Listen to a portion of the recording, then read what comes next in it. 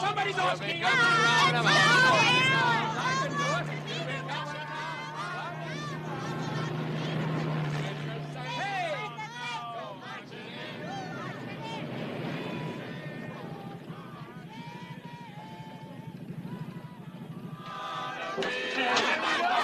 Let's sing it.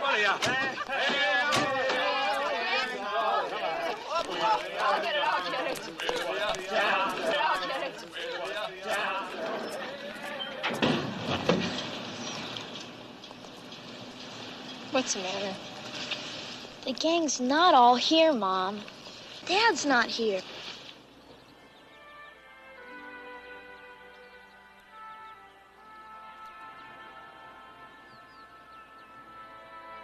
My, oh my. Don't they write their songs sad today? And I guess there's plenty of you pretty people out there who'll also feel sad when I lay today's weather report on you. Coffee? Because they tell me to look for a sizzling high of 110 in the low desert and the usual possibility of electrical storms, but like the man says, brought on by clouds and thermal pressures in the nearby mountain areas. So take heed, music lovers. Stay home.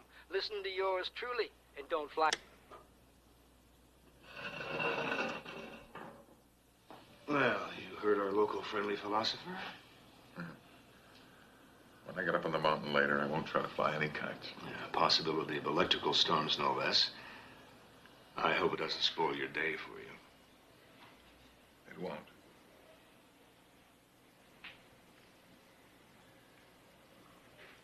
Nothing could.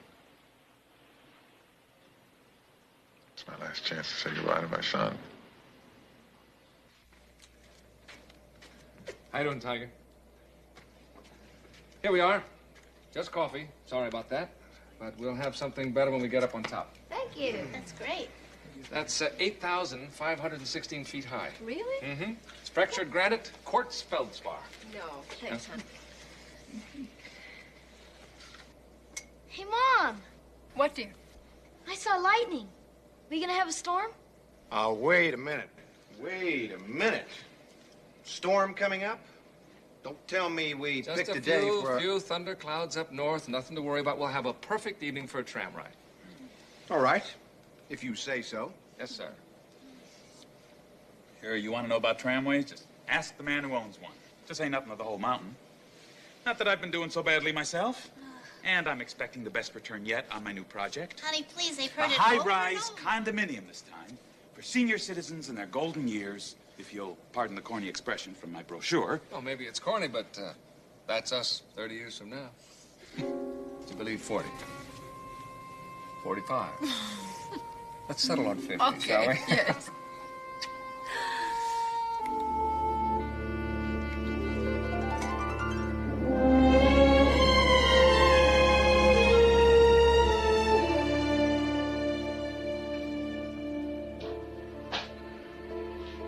Hungry? Not really.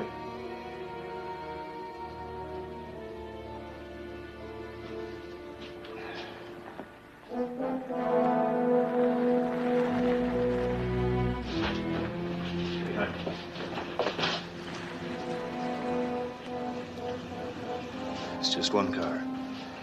Look, if things get rough, you split. Right.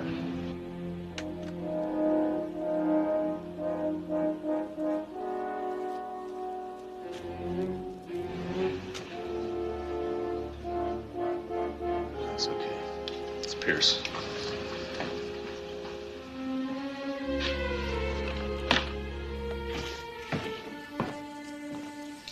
I brought your wheels, Mr. Craig.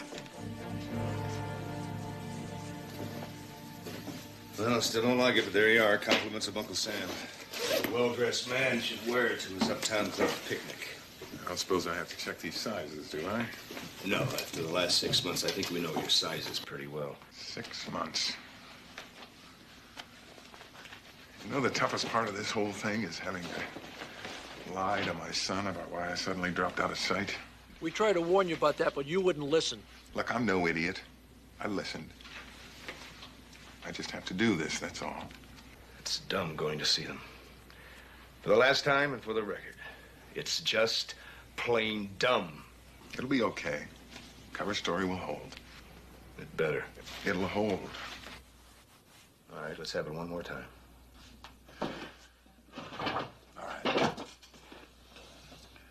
I have this new engineering job in Europe. I just want to say goodbye to my ex-family and to some of my friends whom I haven't seen much of since the divorce. And especially my son. Now, tell me something, honestly. How long before I can see him again?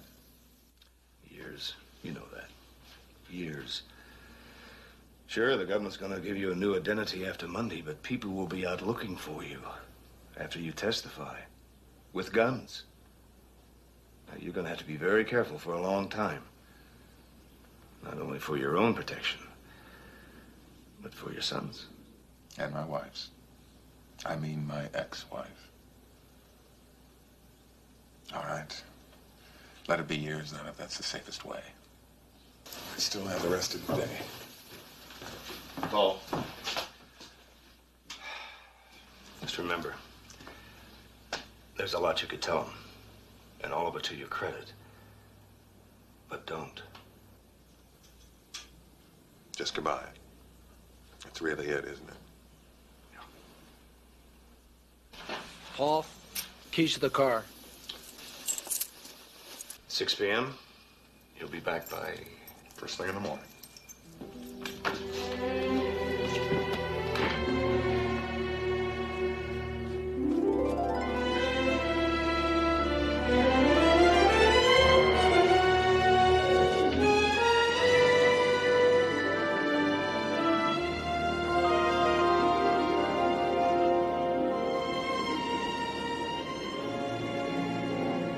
We're all here. How's it going, Croft? Okay. Okay, fine. Just hurry up. I'll check back. Okay, gang. Should be ready to board just as soon as our car gets its in-flight check. In the meantime, Uptowners, how about another round of the Uptown song, shall we? Song. Okay, I was just going to dedicate it to Jimmy Granger, businessman of the year, ex-football hero who thrilled us with all of those scores. And still can't forget them. Starting early. Please, I'll hear you. Boy, it's hot down here, isn't it? I'm afraid it's going to be freezing out here. Oh, don't worry about it. I'll get us some blankets. Well, it won't matter anyway. As soon as we get up there, I'll start the old barbecue fire going. You'll have some supper, warm you up. You'll feel like a kid again. I feel like a kid right now. A thirsty one. Who's got the libation? Sorry, Alan. That's no sweat, Jimmy. Everybody knows I quit drinking this year. But listen, plenty of my old favorites up at the bar on the top. And it's my party. I promise you, you'll all go home happy. I'm already happy. When's the date for the nuptials? I forgot. 1 week from today. Oh, plus, Wait, save us the hours and the minutes. Can you wait? I can wait. I've already waited since longer than I like to remember. Waiting ever since she said yes to Paul Craig. We all make mistakes.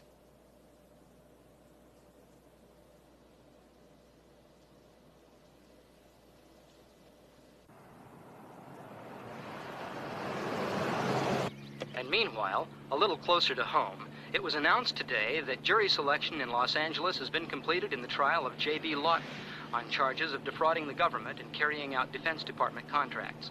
The case has attracted considerable attention because of charges that powerful underworld interests control the accused company, charges that Lawton has denied. There are also rumors that the government will produce a surprise witness. My sources haven't been able to locate him yet, but they will with a bit of luck. Luck, Lawton?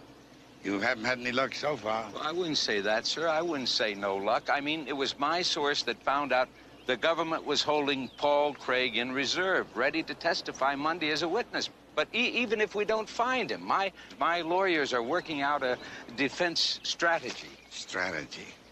What kind of strategy? This man you hired, this Craig, does he know that you chiseled on the government specifications? Does he know about me and my people? I'd call that very bad luck for you. It isn't easy, sir, but I'll find Craig. Easy. Kiss that word goodbye. Kiss a lot goodbye. You did it to yourself. That's right, sir. I did it to myself. I never should have borrowed from you. You did? Yes, sir, I did. You should never have hired Craig. I hired him. He was an engineer. He had a very fine war record. Who was to know that he'd find out things? Who? You. You were, that's who. You should have figured it out. He found out about the tank plates. He blew the whistle on you. Sir.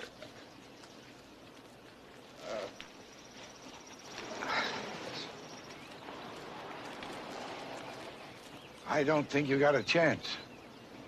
Why should a smart guy like Paul Craig show himself between now and Monday? But maybe you better try to find him. Yes. I'll tell you something. If he does go up in the hill and testifies, the government will give him a new life. But you got only one.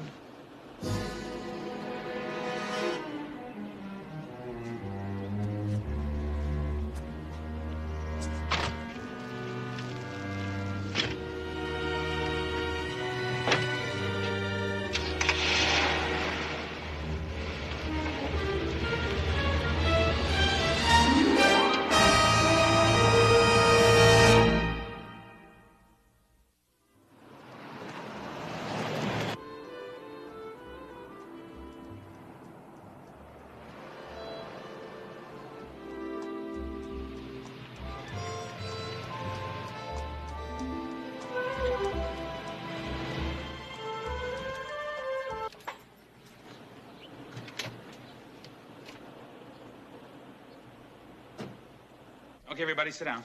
Hey. Sit down. Let's go.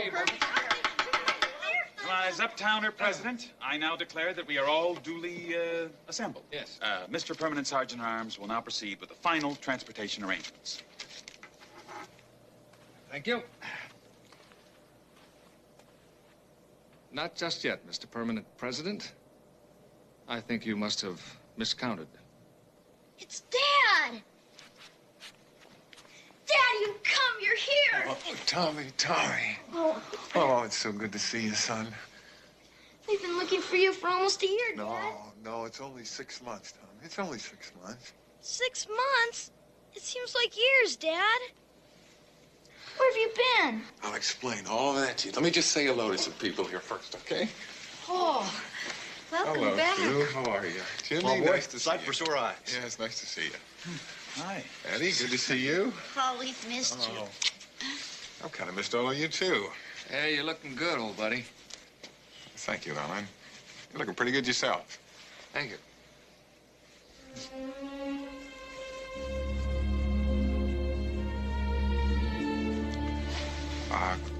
I'd like to say hello to Ellen, all right? Well, sure. Hey, come on over and say hi. Look at this. Hello. Hello.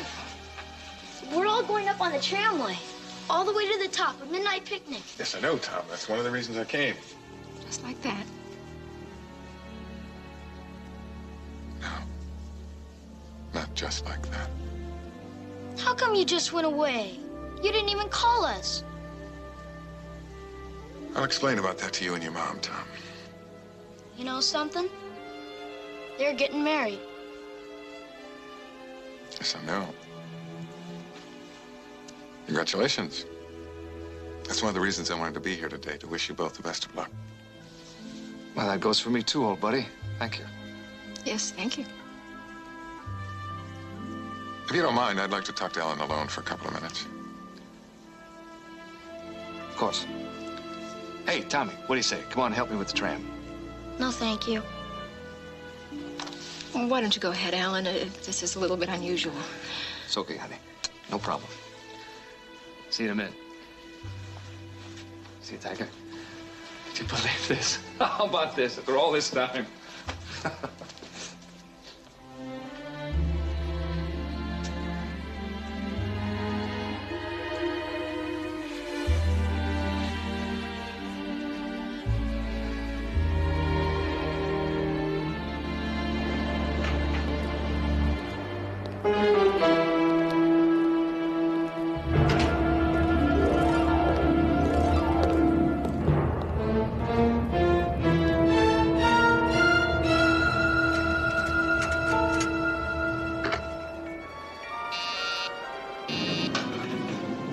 Yeah, Croft here.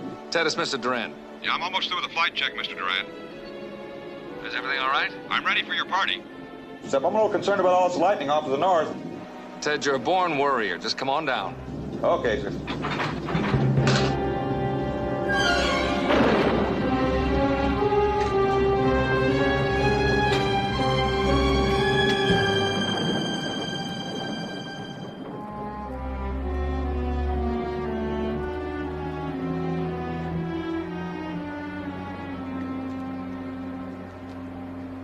Europe?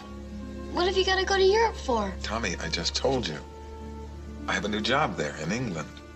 It's a very unusual job, and it's too good to turn down. Look, maybe we could talk about this later, okay?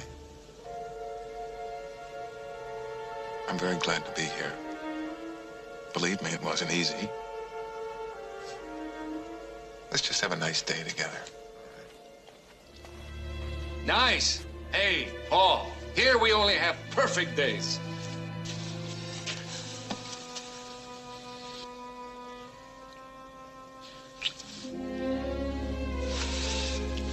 Your chariot awaits. Thank you. Come on, all aboard. Let's go. Tommy, you want a good seat, don't you? Come on, hurry. Let's go. Let's go. Come on, gang. Go ahead. Move it up. Yes, let's get up first. Let's get up first. Come on.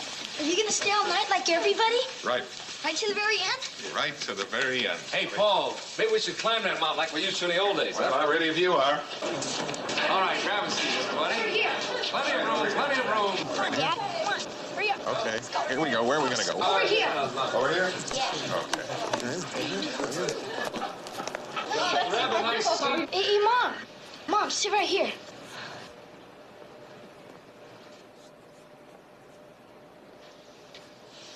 Send me a seat, Tommy, will you? Always be nice to the owner. Nuts to the owner, Tommy. Worry about being nice to the cook.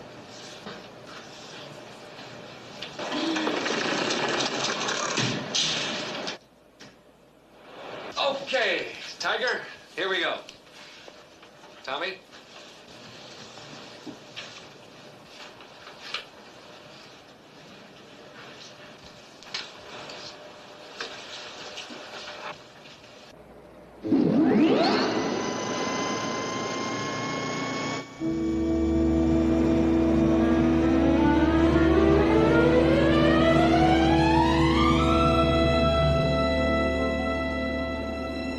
Hey, Tommy, your dad's home. Dad's home.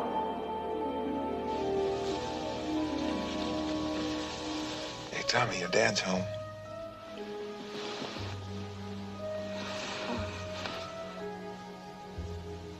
I love you, son. I love your mother a lot, too. I know it hasn't been so much fun for you with your mom and I getting sore at each other all the time. We don't like it either. I just hate to think what would happen to you if we ever broke up.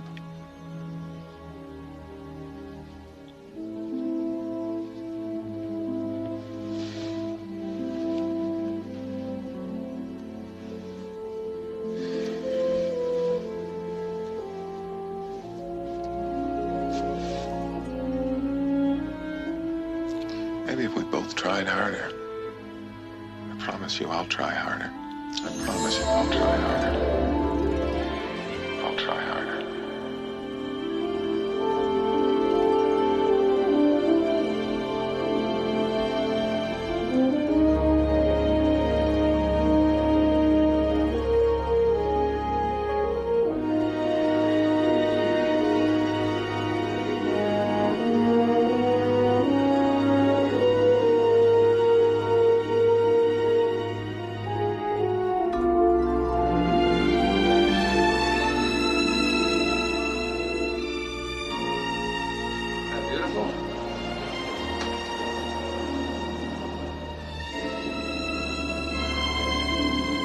Did you ever see such a sight?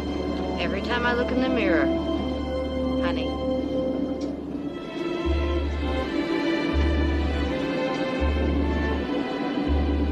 See our shadow down there?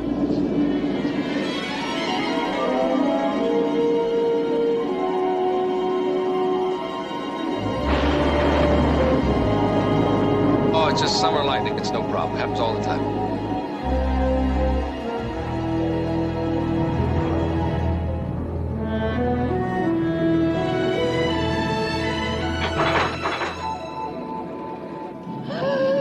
I forgot to tell you about the tower. It's okay. Sugars. It's okay.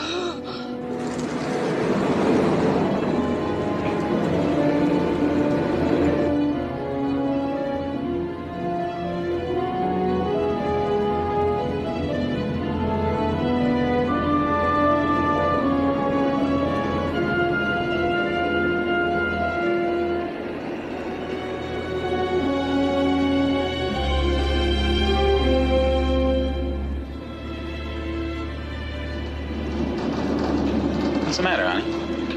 I don't know. Going on a picnic, it makes me think of Bob Graham. 3 years ago last Thanksgiving, right? Yeah, it just goes to show you don't have to be chubby to have high cholesterol and a heart attack, right? Yeah, just sort of came out of nowhere.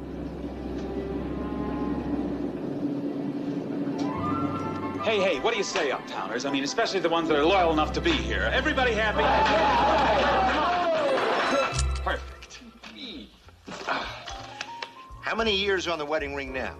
7. How's it feel to be old members of the club? Oh, not too bad, actually. Hey, there are worse clubs and fates, right, honey? That's right, such as I. A broken-hearted bachelor. The only uptowner bachelor still at large. Isn't that hard to believe? Not really, no. Thanks a lot. All right, fellow uptowners, pay attention here. I would like to be the first to get loaded. Alan, you already are loaded. Nevertheless, another toast. Hey, pal, we've had 22 already. Yeah, but this one is the ultimate one. Listen to this. Mr. and Mrs. Paul Craig, hail and farewell. Forever. Oh, I don't think an anniversary trip to Hawaii for 2 weeks is forever. Are you taking Tommy along? No, of course we are. Oh, where is he? I parked him at my mother's for the evening. Alan, 2 weeks in Hawaii. What about our Friday backgammon game? Don't worry, we'll be back before you know it.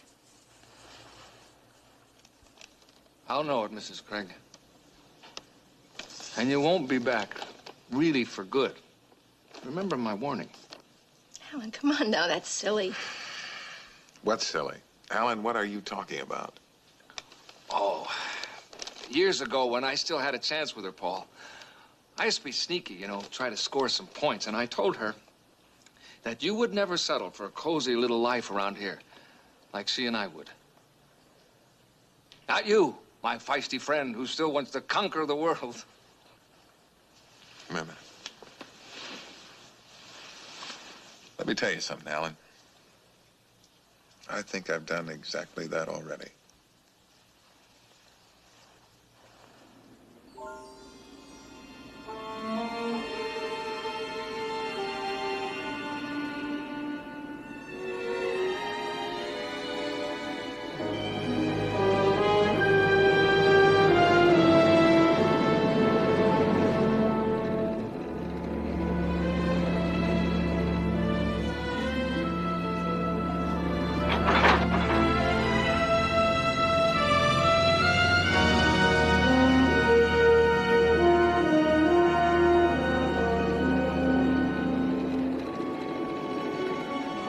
Hey, look, Dad, you can see the city.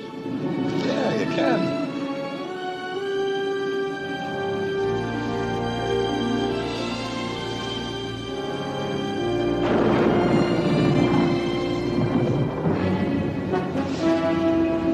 Ah, it's a mile away.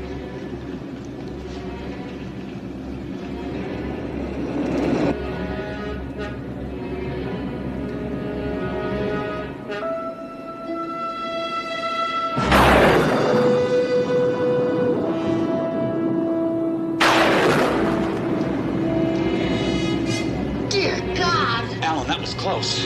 Alan, don't you think we should go back? No, we're almost up to the top. We'll be all right.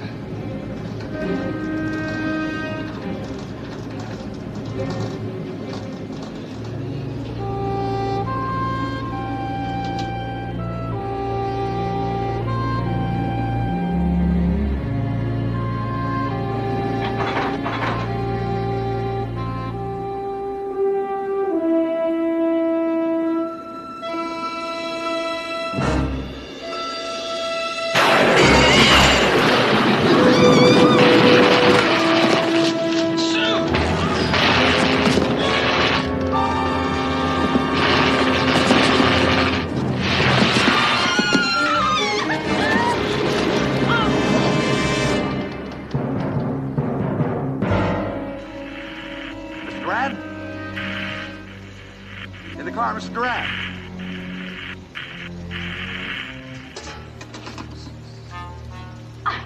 Sue! You all right? Tommy? Tommy, all right? Yeah, I think so. What happened? Ellen? Don't move. Just don't move. Anybody hurt? No. Well, what happened?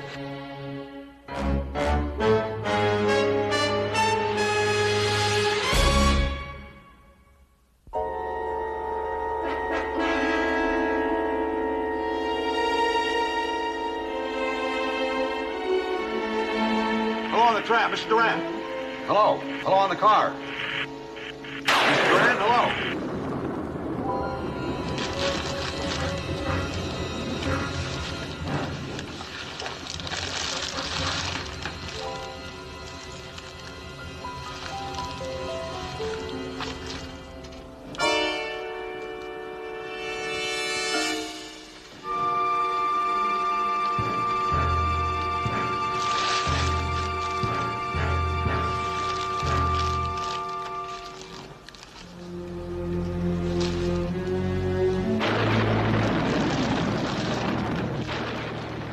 The lightning did something.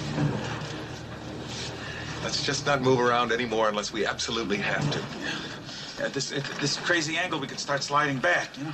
The lights, aren't there any lights in here? God, I've been knocked out. Alan, it's your tram, for the love of God. Eddie, shut up. It's gonna be all right. I've got good people on the ground. First-class engineers. Alan's right. Let's all just stay put until we find out what's going on.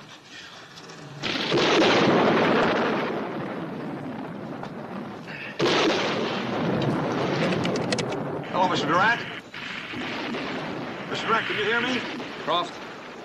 Croft?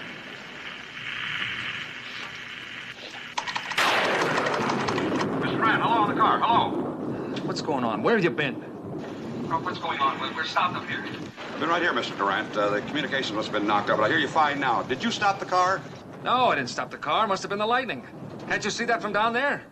Will you do something? Or hanging at an angle? Okay, now, just take it easy, Mr. Durant.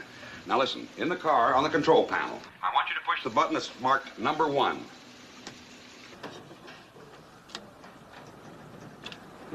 All right, I pressed button number 1 and nothing happened.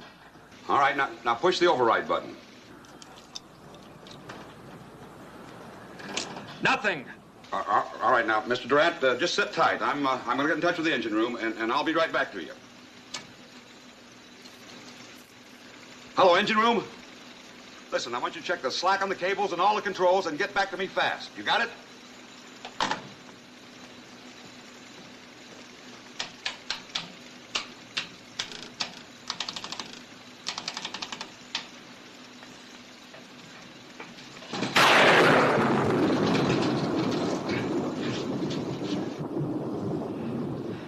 It's okay. It's okay. People on the ground checking it out. It's gonna be all right. Don't worry.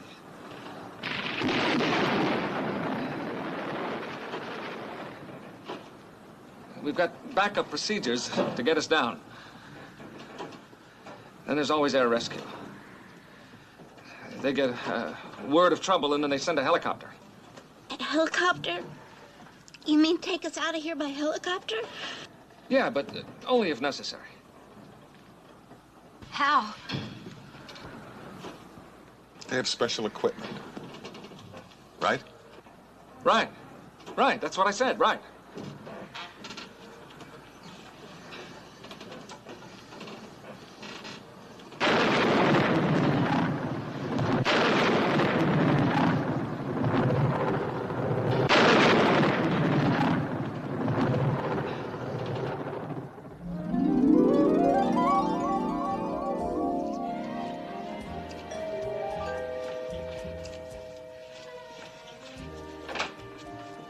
Happy anniversary. Oh, thank you. Happy 10th. Jimmy, thank you. It's good to see you. Thank you. Alan. Happy anniversary. Thank you. Oh, it's a big one. It's money. Just money. I believe it. 10 years to the wrong man. You look terrific. Thank you. Well, hello, Eddie. Alan. How are you? Anita? Hi, Alan. Where is the lucky Mr. Craig? In Los Angeles, where any devoted husband would be on his 10th anniversary. Los Angeles. Yeah. Oh, what would you two like to drink? Scotch rocks. Vodka and tonic, please. Yeah. Paul had a job interview. Lawton Metals, whatever that is. We were supposed to be back here about 3 hours ago when he called and said Mr. Lawton hadn't finished talking yet. Which I'm not at all sure he and I are going to be doing if and when he does get back here. You know what? I don't even know how to make drinks. That's supposed to be Paul's job. Would you mind taking over for him? Oh, with pleasure. Hey, Los Angeles. You think you're likely to move? I don't know. I love it here, and so does Tommy. Paul, of course, would love to move. We've been bickering about it a bit lately. It's important to find something to bicker about in a marriage. And it gets easier and easier year by year, doesn't it? Hey, why don't you all dance or something, and I'll get the food. Hear ye, the bar is now officially open. If you would just like to step this way, my dear. Make mine a double.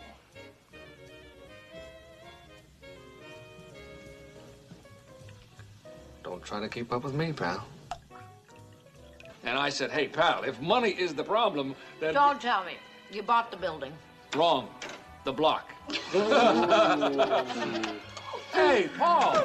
There he is. Everybody. Paul, long time no see. Shame on you, late to your own anniversary party. Hello, Paul. Listen, I apologize, everybody. I was late and... Yeah, you finally made it, huh?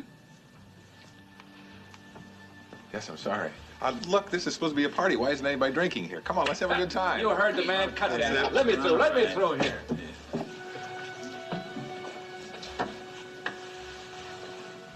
I turned down the Lawton offer. Look, if you really wanted that job, you'd... Forget it. Happy anniversary. To you too, Paul. Take care of a little business here. There you go.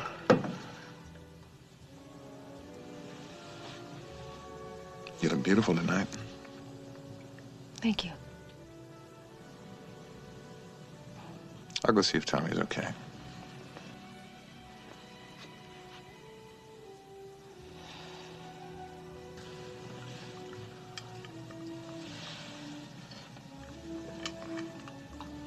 Hey, how about doing something for me here?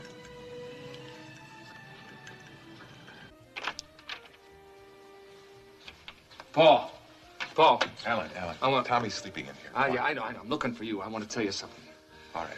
Just keep your voice down, okay? Okay. I want to tell you that I think it's absolutely wonderful that you finally showed up. I don't like the way you've been treating Ellen. That's terrific, pal. Okay, you said it. Now let's go back into the party. Party stinks. One lousy party, one lousy anniversary, one lousy marriage, pal. Alan, you're out of line. I know it. I'm on a line. I'm loaded. But you listen to me. I am the rich guy in town, right? I inherited a fortune from my father, a whole mountain, right?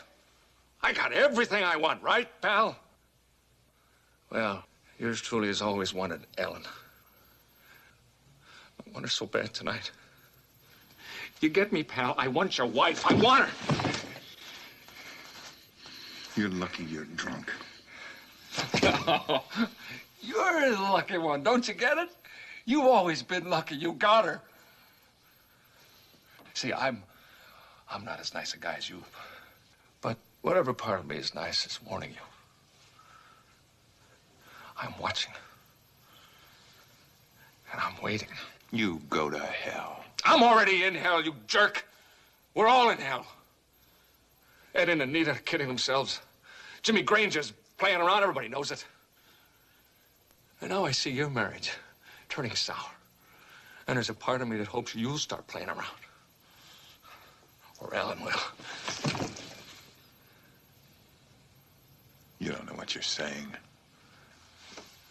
I know. You won't even remember this in the morning. Ah, come, buddy. I can see it coming. I give your marriage a few more years at most. And then old reliable Alan will be waiting in the wings.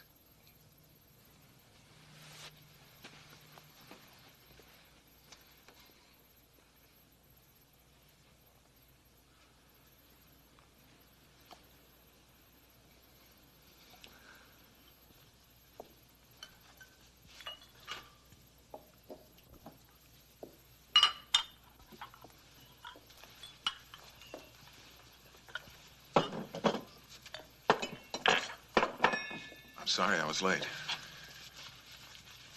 But I did phone. Sure. To excuse yourself for being late to your own anniversary. No, to explain why. Oh, how do you explain how Lawton Metals is more important than your own anniversary?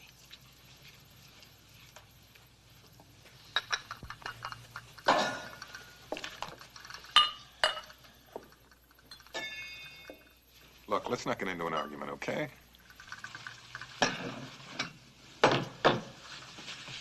I told you I turned the job down. But you really want it, don't you? Don't you? It was a chance that comes once in a lifetime. Lord save us from that chance. Look, Paul, we hardly ever see you now. Saturdays never, Sundays maybe, and forget about evenings. Do you know what Lawton is offering us? A $20 million research budget. A chance for new breakthroughs, new discoveries in space metals. Offering us. A chance for me to give you all the things that... What? What? All the things that Alan could have given me? Are we going to get on that again? Everybody knows he's been after you ever since we got married. I haven't been after him. Look, don't confuse your driving desire for scientific breakthroughs with some imaginings that you have about my longing for a $1 million mansion like Alan Durant's. Well, I could have given you that if I'd taken the Lawton job with its pay and royalties. I can live very nicely without it. Can you? Yes. For how long, I wonder? Oh, you're being impossible. Again.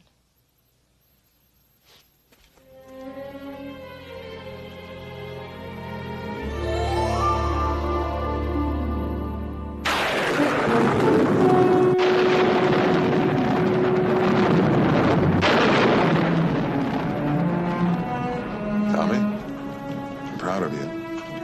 You're doing just fine. Both you and your mom.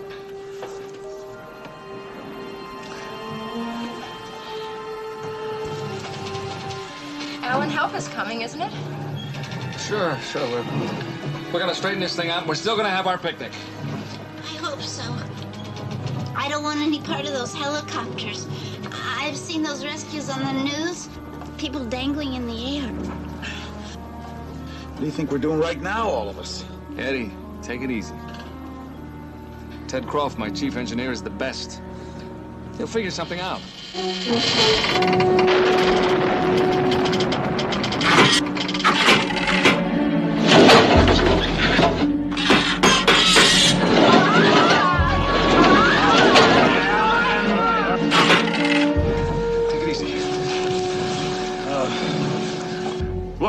Look, I understand all that, but wind or no wind, hurry it up. You're air rescue, aren't you? We need you, and we need you now. Croft! Yes, Mr. Durant. We've got severe vibrations up here. Can you hear me? Now, what are you doing to help us? What'd you find in the engine room? Now, Mr. Durant, sir, the trouble is not down here.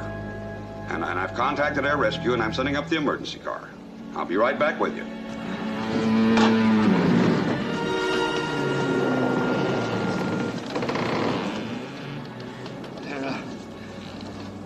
They're sending up an emergency car. It's gonna be fine. Electrical? Listen, I want work lights on the tram platform. All you've got. Emergency crew, get to the tram platform on the double. Get that car on track 2 with all the gear. And move it, move it.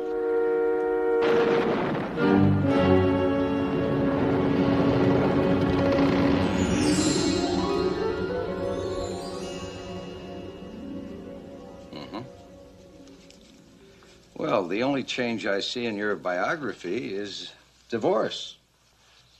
Yes, a year and a half ago. But that wonderful son you told me about at length the last time you were here, I mean, how's he? Well, he's still wonderful the last time I saw him.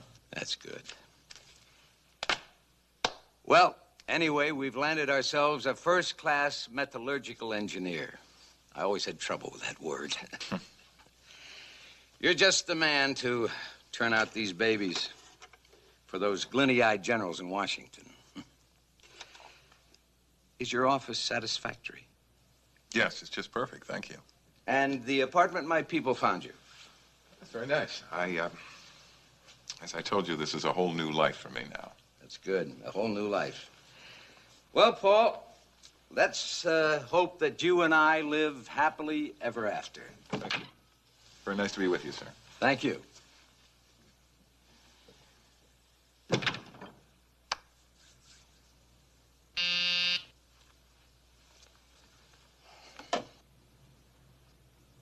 Yes? Oh, put him on. Good morning, sir. We've been going over the latest figures. They ain't bad. Oh, quite good, I thought. Especially at my lowering the cost. And by the way, I've hired a new engineer. It's going to cut it even more. You mean you finally found somebody that's smart? What's his name? Craig. Paul Craig. That family man who turned you down once, huh? I like a family man. They got a total line.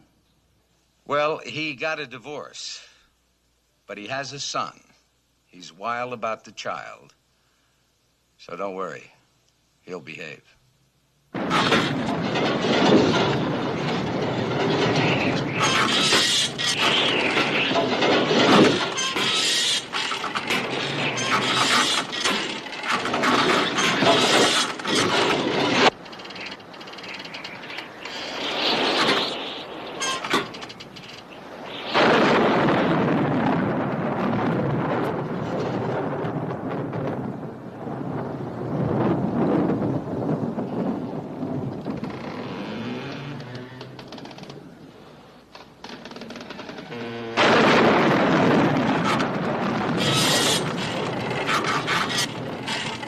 Dad, what was that noise?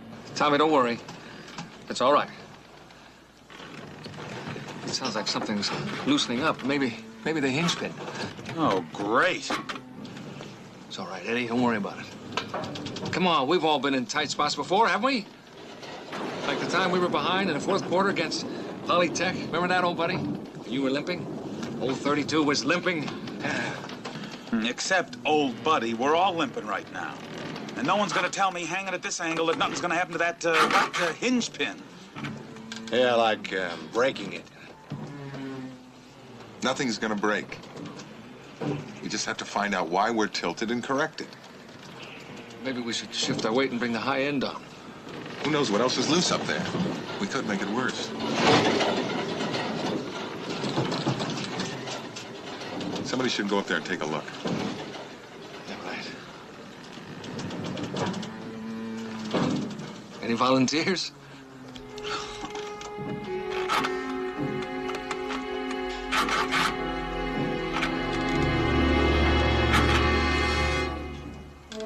I'll do it. No. It's my responsibility. Come on, give me a hand with the ladder.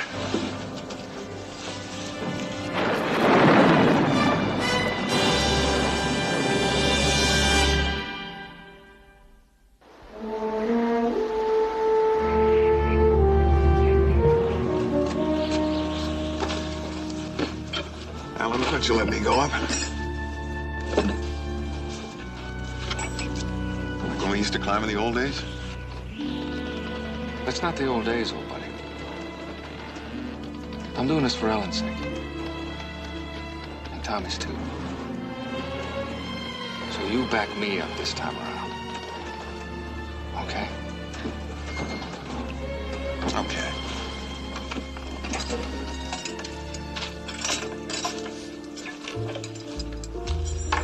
Listen, everybody.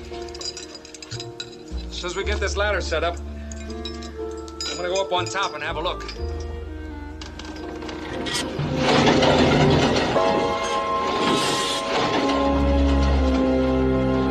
Just as soon as it stops shaking.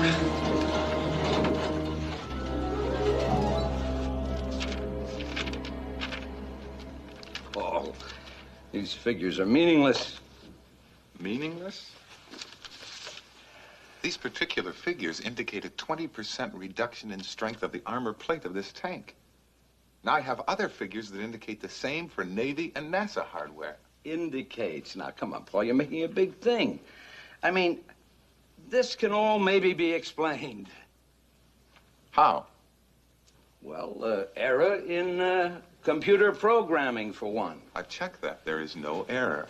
Defects in the basic steel supplied to us. I have checked that. There is no error. Well, it could be our foundry. That is my area of responsibility. There is no error there. Oh, Paul. Paul, how about just plain human error? Yes, but not the kind of human error that you're talking about. These figures prove a repeated pattern. Pattern of false component programming, false test analysis, and false reporting to the government. Okay. Let's assume these are right.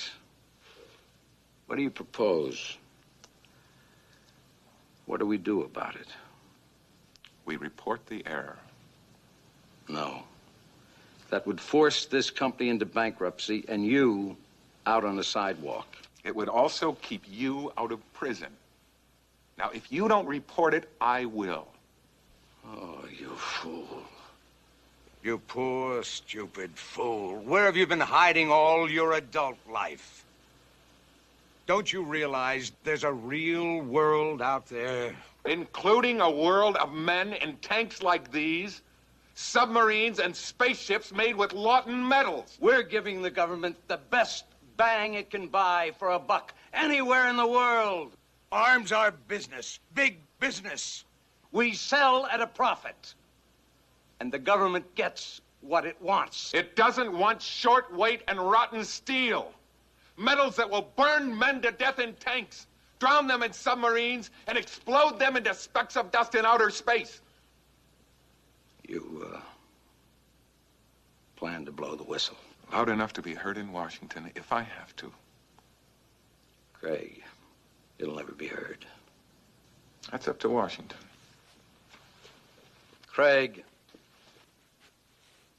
you don't get it. Let me explain it to you. In simple English. Dead men can't whistle.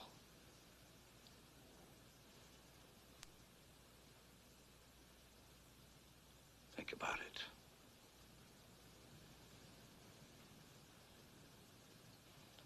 I will. Dead men can't whistle.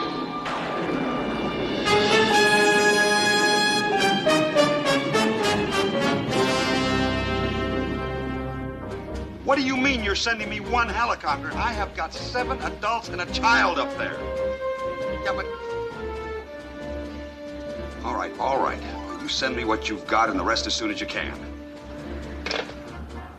Emergency crew, you let me know as soon as you're ready to roll down there. We go as soon as we level the tram car.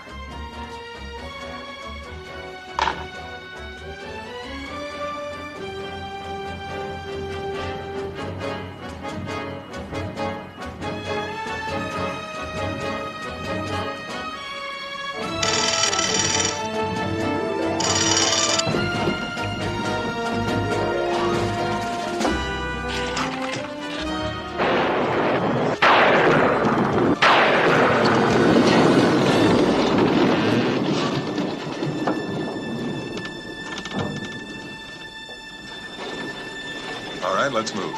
Wait a minute. There might be a flashlight in there. It'll help me see better.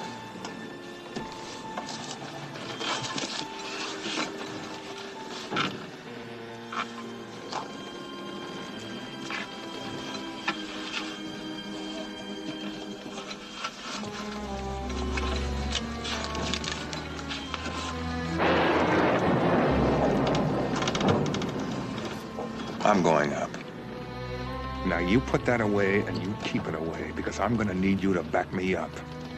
Don't say anything to Ellen. Please. mostly stopped. I have my own things to say to Ellen.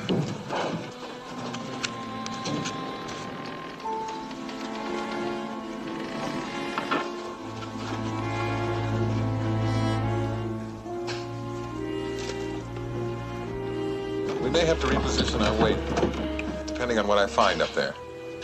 Alan will relay my instructions. That's right. The old mountain climbing team of Craig and Durant. Back in action.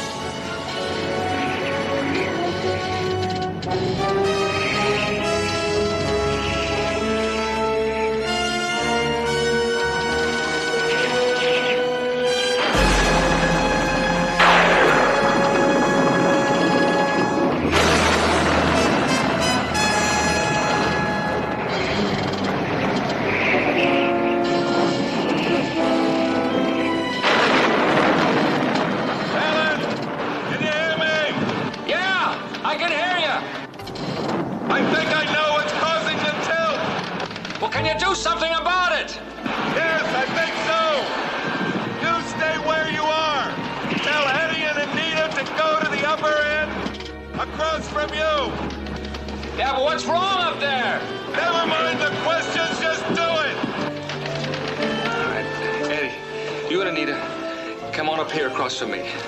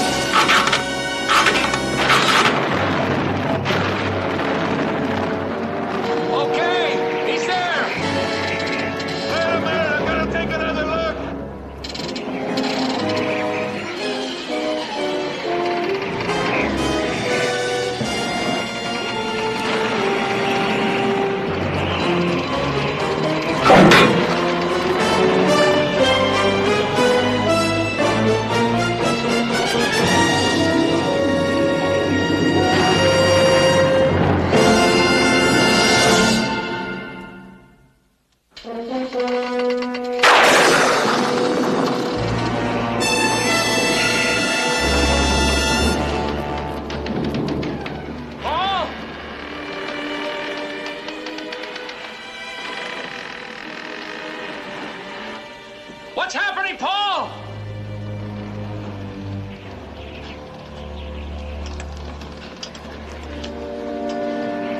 Can you hear me, Paul? Tommy. Tommy, stay here. You can't help him up there. He's doing all right. Then why isn't he answering? He's all right. I'm not gonna listen to you! Dad! Dad!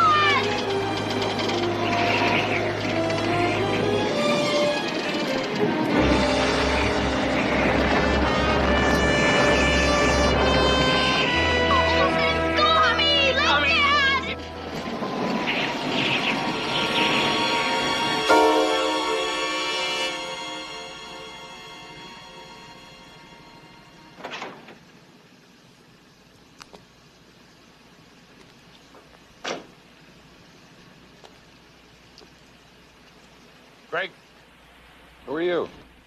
It's okay. I'm the one you've been talking to on the phone for the last 2 weeks. It's okay.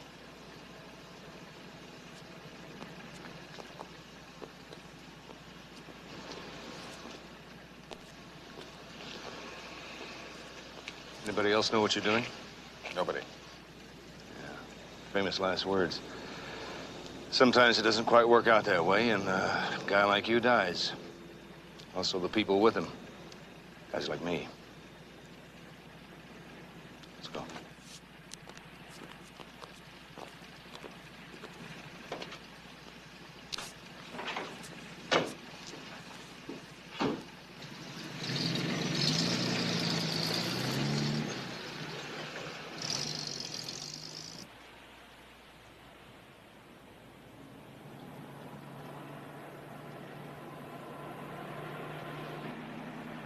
My name's Mitchell. Have you beginning to realize what you're into? I know what I'm into. Lawton is cheating on metals for planes, tanks, space vehicles, everything. And you'll tell it all? Describe it? All the hanky-panky, the underworld connections? I already said I would, didn't I? And you'll put it in writing? Yes. You'll testify in court? When's the trial? 6 months. Till then, we keep you safe. Safe? Safe house. Undercover. Incommunicado. Except for no one. But my son? No one.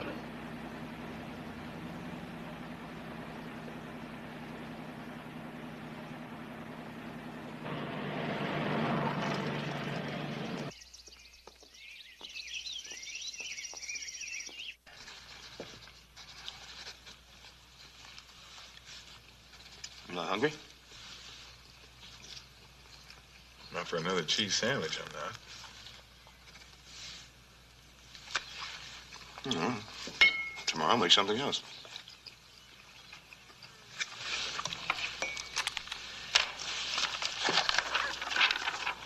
The fraudulent armor plate is dangerous.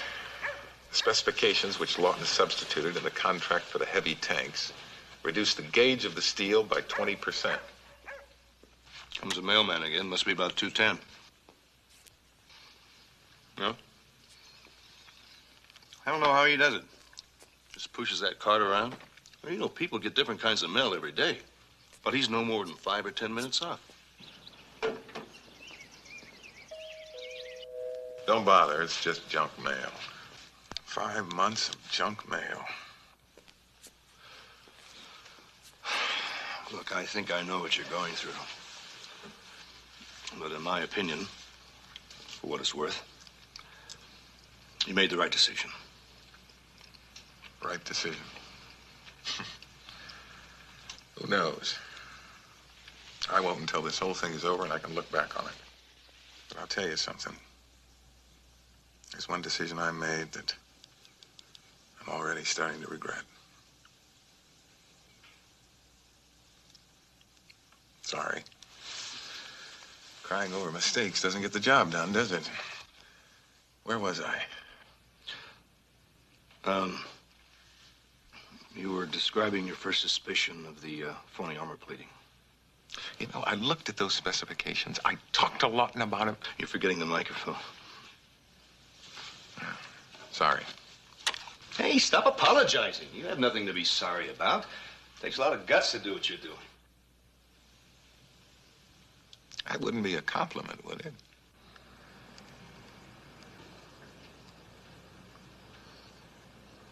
Hey, your machine's running. The details about the armor plating? Right. It was last November, just before Thanksgiving, when, by accident, I noticed the irregularity of the specifications. Dad? Dad! Tommy! Don't worry, I'm okay. Alan? Yeah, Paul, I hear you. I want everybody to go to the middle of the car. What do you mean? Everybody together go to the middle of the car. Then everybody at the same time make a quick move to the front. Have you got it? Okay. All right. we're all gonna move to the center. And then when I give you the signal, we'll move quickly to the front. All right? Move in the middle here. All right. Okay. That's it.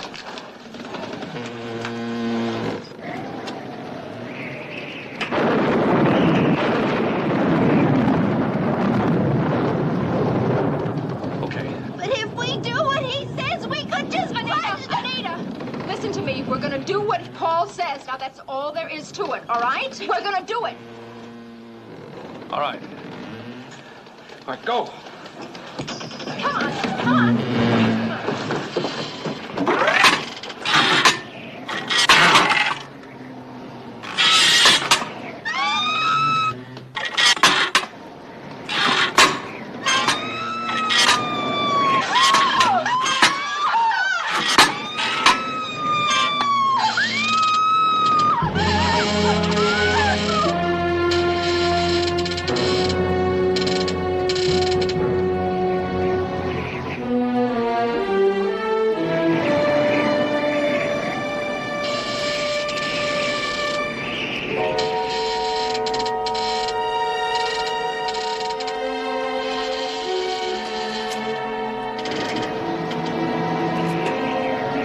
Mom, he did it! Dad did it! Dad, tell me he did. Let me give that guy a hand. That's great, Paul. You pulled it out. Mission accomplished. Everything's A-okay. Well, not exactly, Alan. We've corrected the tilt, but we haven't solved our problem yet. I think I know what caused it. The lightning fused the wheel to the cable. Well, what do we do now? Well, at least I can call Croft and tell him that. Yeah. Why doesn't everybody just sit down and not move around any more than we have to? Come on, Dad.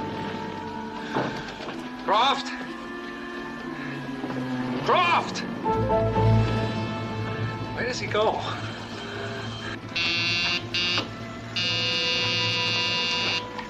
Yes, sir. Will you stay put? We've got the tram car level. Thank the Lord. What have you been doing? All right, Mr. Durant, I'm setting up the emergency car. We're going to take you all off. Okay? Okay. Emergency crew, when you're ready, go. They've got the tram straight and level.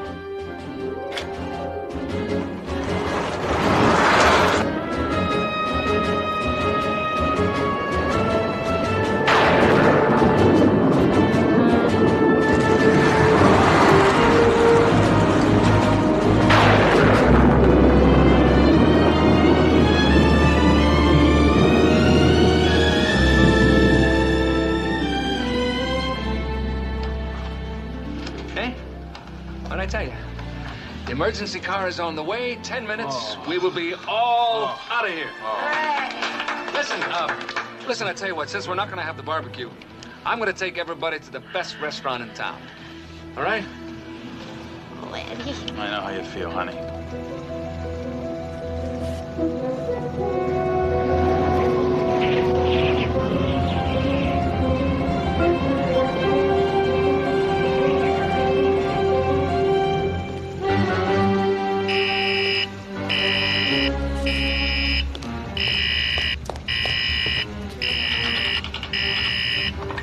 On the emergency car. On the emergency car. Stop it. Hold it right there till I tell you. I got a warning light. Hold it.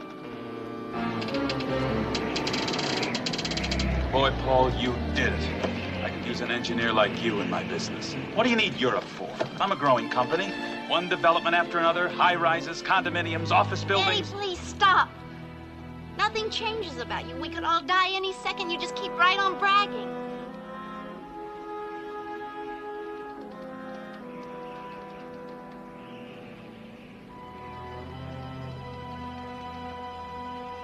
I was worried about you, Dad. I don't blame you, Tommy. I was kind of worried myself. But I heard you call me, and that helped a lot. Mom, too. Boy, oh boy, you should have seen her pull Mrs. Minton the word you said. Mom sure was worried about you, Dad. We were all worried about you.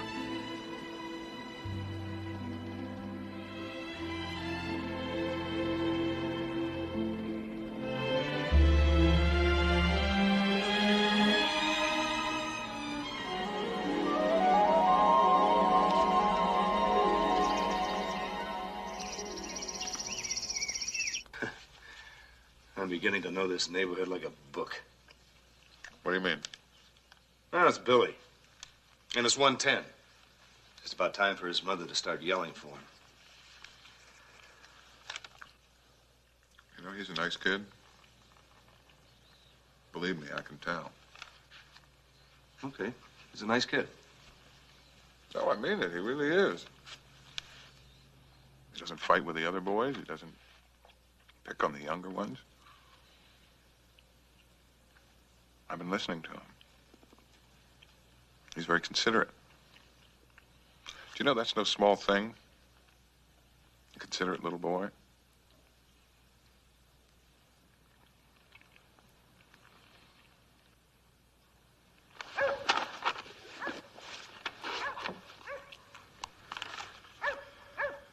I suspected the underworld connections when I began noticing the kind of people who were going in and out of Lawton's office. Comes our friend, Murray mailman. Why can't we get work like that? It's 8 to 4, same route every day, keeping a nice, busy schedule, and home to the old lady. He's early. He's almost an hour early. Well, it's a nice day. No rain, or sleet, or snow to keep our friend from his appointed rounds. It's not the same mailman.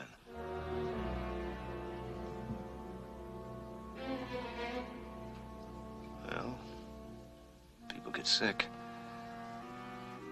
They get sick. Sometimes they die. What is it? Maybe nothing. Just hold tight.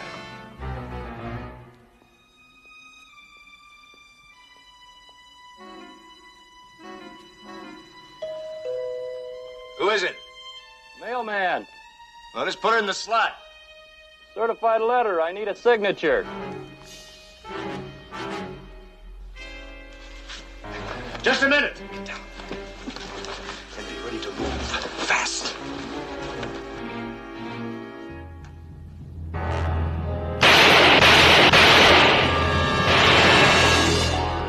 You must really be tired. A little bit.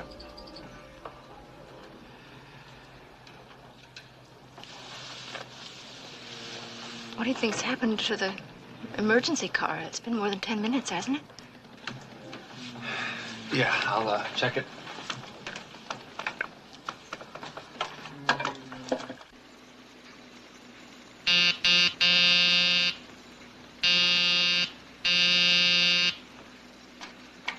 Yes, Mr. Durant. Where's the emergency car? Look, sir, I'm getting a warning light. I can't send it up until I know why. We may have too much strain on the cable. Strain? What strain? You said it was on its way. Yes, sir, I know, but I had to stop it. Now, I'll get back to you as soon as I know what's wrong. In the meantime, air rescue's on the way.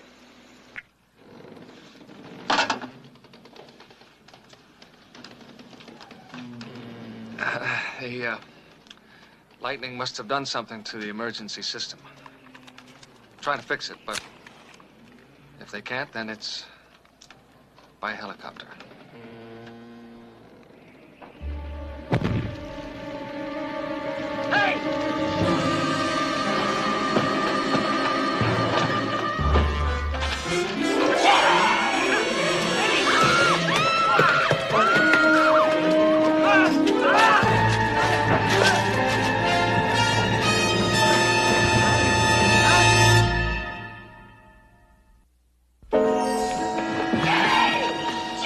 Don't touch him!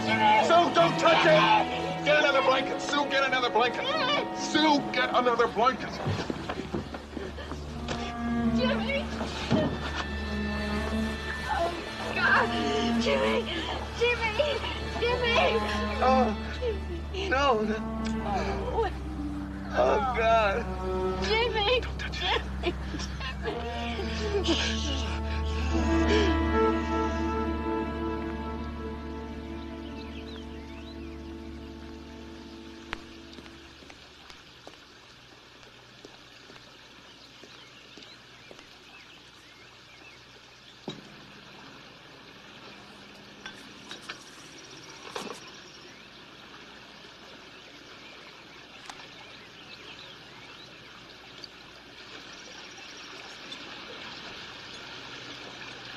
want hard-boiled eggs, I'll ask for them. It's really quite convenient for you, isn't it, old number 32? You read your silly sports page, have a nice big breakfast, then pick a fight so you can flounce off with your latest tramp.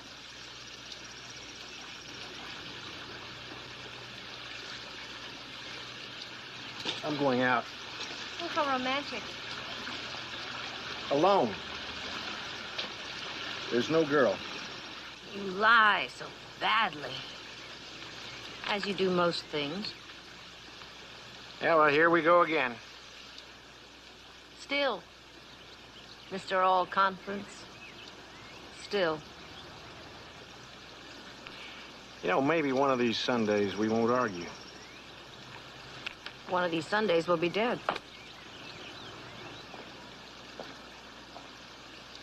Oh, listen, if Eddie Minton calls, I'll fawn all over him.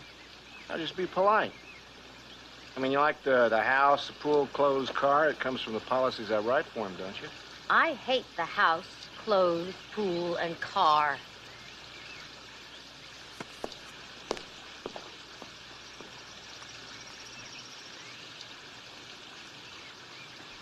Most of all, I hate you.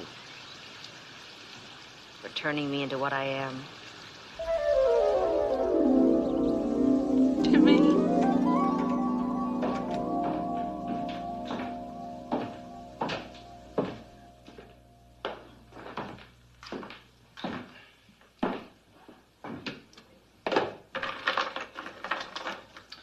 How was your ride? Ride was nice. Nice ride. Guess what I have to do tomorrow? Permanent secretary of the Uptowners Club. I have to start contacting people to remind them of this year's super-duper outing. Allen's Tramway. Another year, another outing. Whatever happened to Jimmy Granger? He got married. To a raven-haired beauty, I see.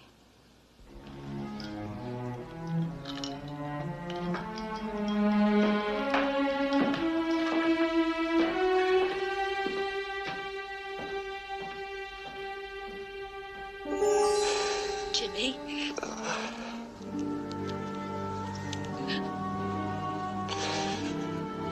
Jimmy. I'm sorry. Oh, I'm so sorry. Good. Can't we do something to help him?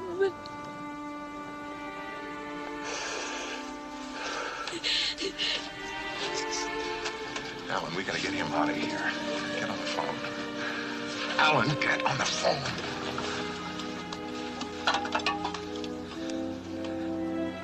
Croft, Yes, Mr. Duran. there's been a fire up here.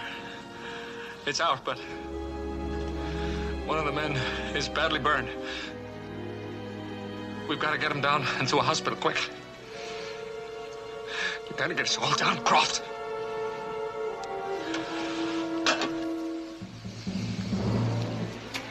On the emergency car. Listen, bring it on back. Bring it on back and take it off. If we send it up now, it might take out the whole cable. And listen, take it easy.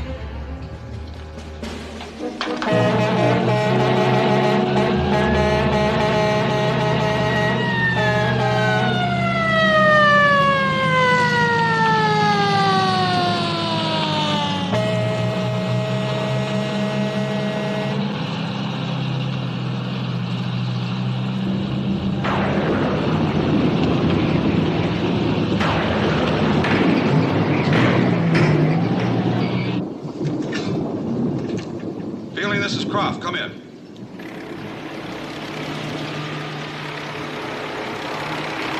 Come in, Fielding. Come in. Go ahead, Ted. Look, you've got to hurry. I've got no way to get up the tram. I've got a burn victim in the car. Yeah, I'm doing the best I can against this headwind.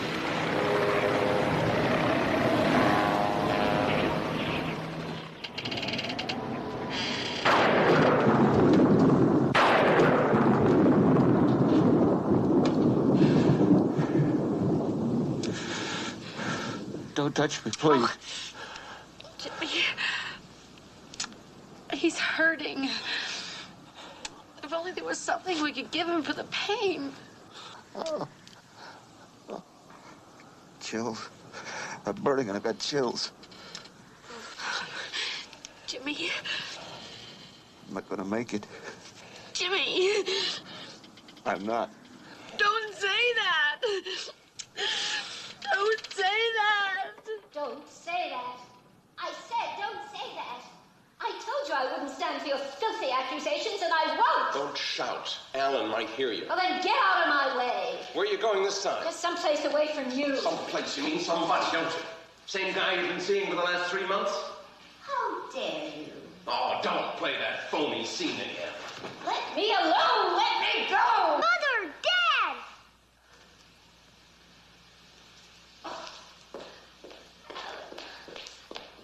Sweetheart, whatever you heard, whatever your father said, it isn't true. You mustn't believe it. Don't lie to the boy. Do you have to drag him into the argument? I'm sorry, Alan. Alan, your father, he's just trying to... Stop. I have to go away for just a few days. Stop lying. You're going to see that punk. Do you want the names of others? Hotels, motels, when, where, how long? Did you think I was going to take your word for everything?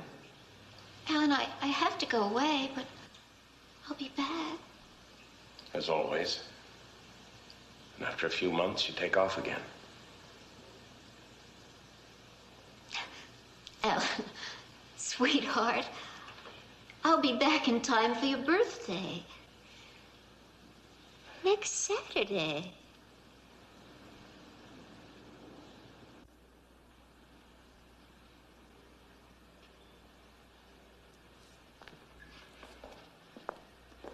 Don't you worry about next Saturday, Alan.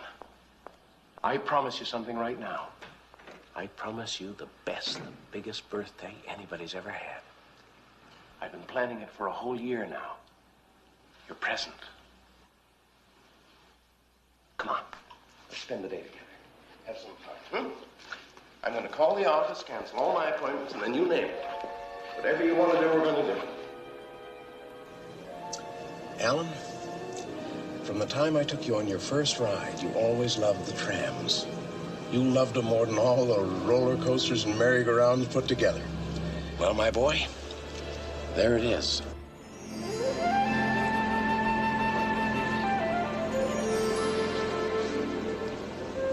The birthday present I promised you. I bought it for you to have and own someday. Alan, I bought the whole mountain for you. And now we don't need anybody else, do we? Nobody else. Just the two of us. But, Dad, what about... Just the two of us.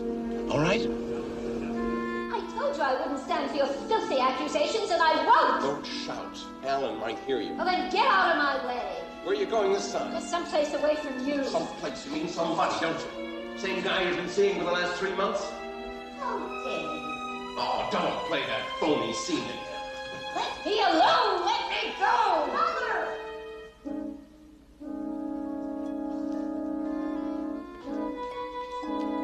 Sweetheart, whatever you heard, whatever your father said, it isn't true. You mustn't believe it. Don't lie to the boy. Sweetheart, I'll be back in time for your birthday. Stop lying. Come in here, Rescue One. Come in, Fielding, come in. Yeah, go ahead, Chet. Listen, how long before you're going to be here? Where are you? Well, if this wind doesn't get any worse, 10, 15 minutes. Well, it may not be soon enough, Les. Push it.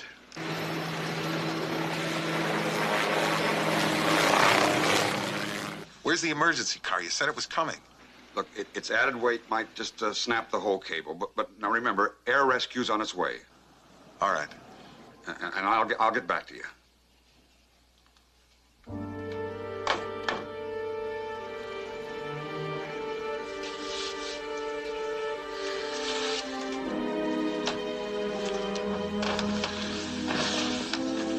The emergency car is not operational. And it's the helicopter. Yes. But we're going to be all right. Are we? Yeah, Mom. Don't worry, it's gonna be all right. Yeah, I know it is, Tommy. I know it is. Thank you. You're welcome.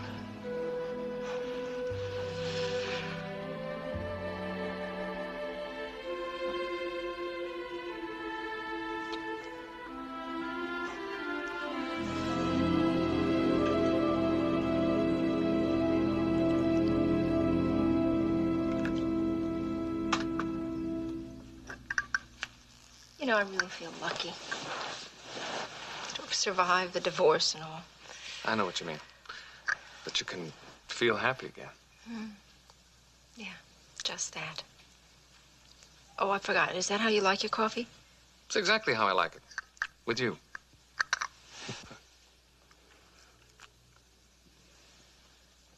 Have I wasted a lot of years? Yeah, well, we both wasted those years. Making our own mistakes. Yeah, but we made it. The whole gang from school, too. Well, a few of the combinations got changed around, but... Like Paul and me? Yeah, but we got through. It's funny, the Uptowners Club seems almost indestructible. Except for Bob, Graham. Yeah. Poor Bob. Poor Bob. Let's think about now. To us. Look at this. Alan Durant toasting with coffee. I'm very proud of you, you know. Me too.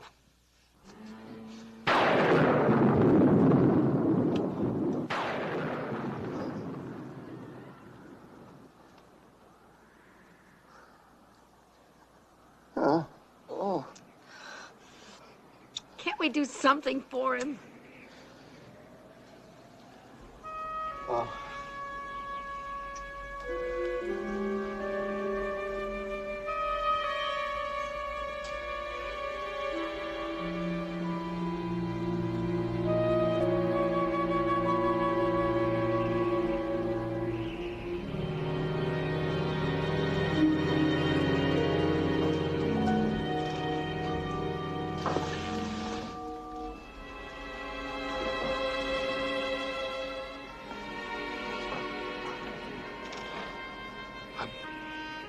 I've been trying. I know.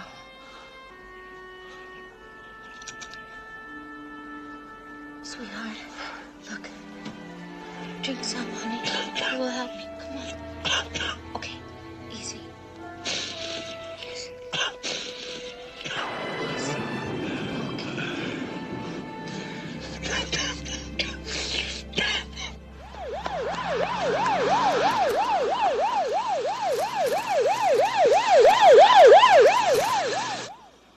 Isolated and alone. 7,500 feet in the air, above the jagged granite rocks of the canyon. Too far for our camera to reach. We've given you all the information we have for now, ladies and gentlemen. But we'll be standing by here to bring you further developments as they happen. Meanwhile, this is Maggie Porter, returning you to the International Tennis Championships.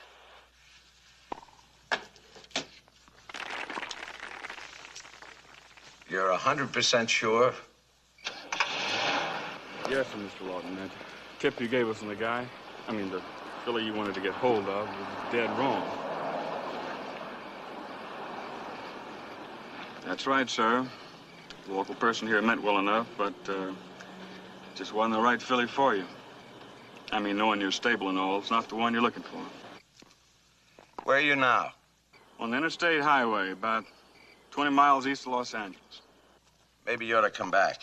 We checked with the boss. He says for us to wait here. All right. I'll probably get a call from my friend who knows what I'm looking for. Give me your phone number.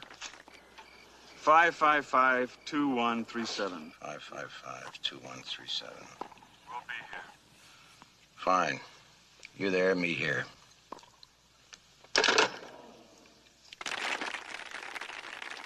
Honey, Would it help if I turned off the TV?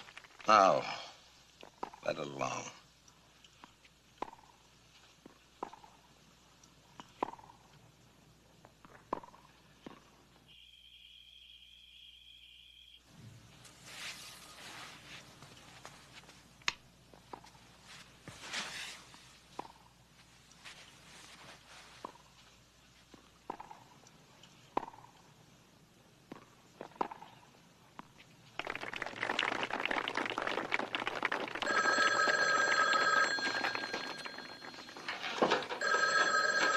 Yeah, Mitchell.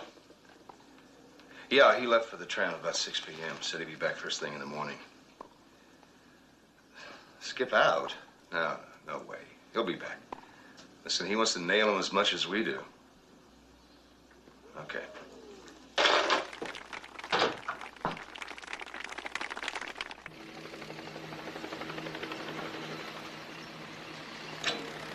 Fielding, this is Croft. What's your location? You sound like you're right on top of me. No, I'm coming up on the tram building now. But it's going to be a rough one. These winds are really gusty. All right, the tram is hung up between towers 3 and 4. Is it lit? No, you're going to have to spot it with your own light.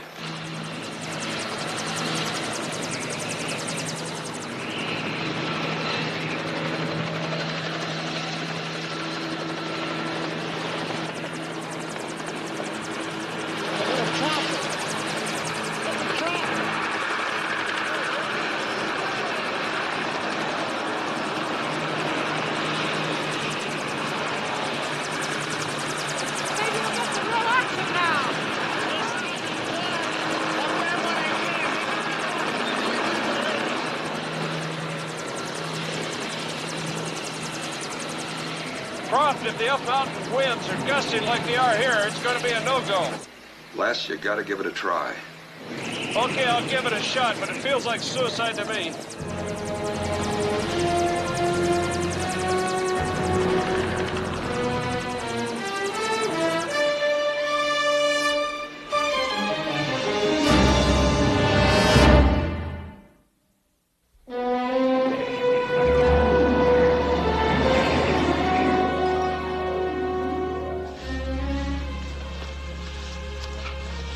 Tony, I've been watching you. I wish I had a son like you. It would make me very proud. It's Copter. Gonna be all right.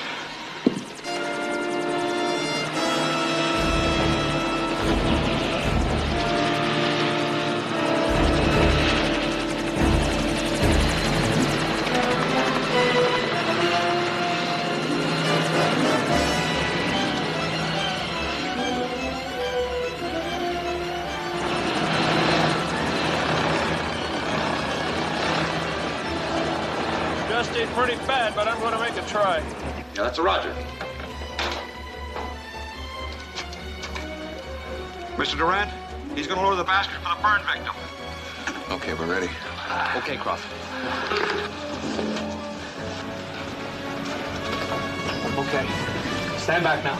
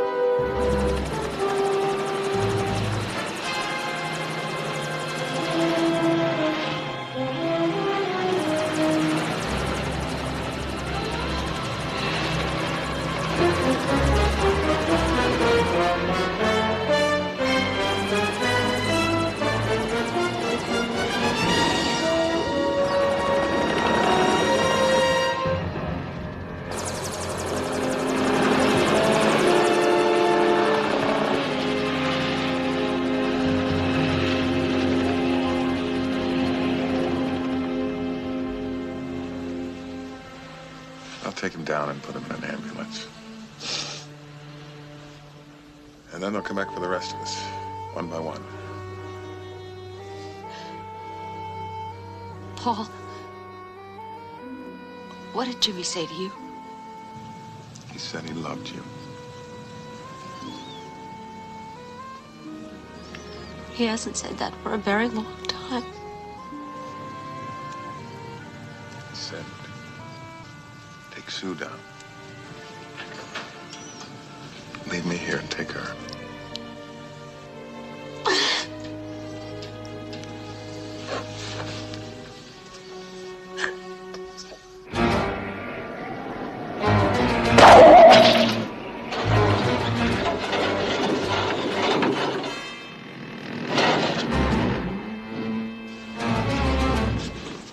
Sounds like something snapped. The cable. Eddie, please. If something had snapped, we wouldn't still be here, would we? Well, then, one of the cable wires, then. You don't think I know how a cable is made? Wires twisted, strung together. They're breaking. Our lifeline is breaking. Eddie!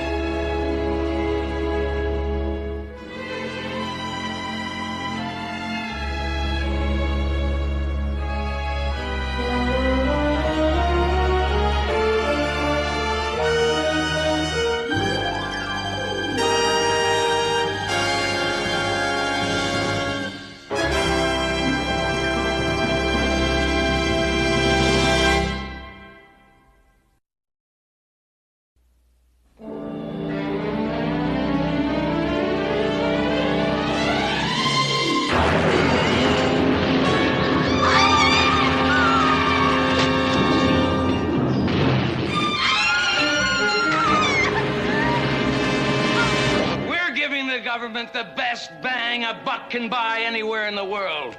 Now we sell at a profit. The government gets what it wants. It doesn't want short weight and rotten steel.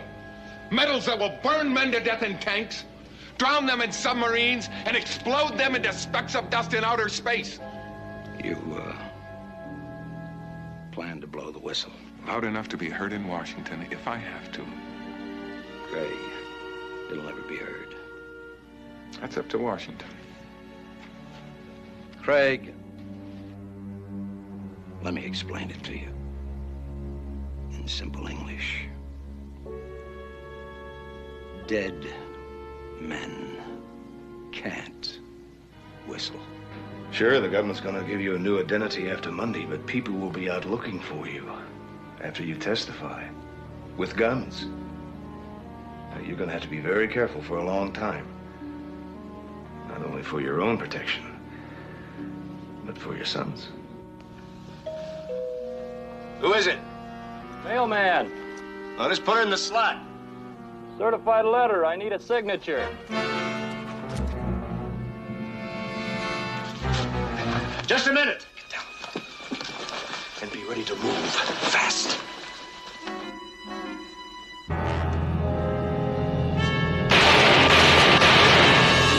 Lightning must have done something to the emergency system. I'm trying to fix it, but if they can't, then it's by helicopter.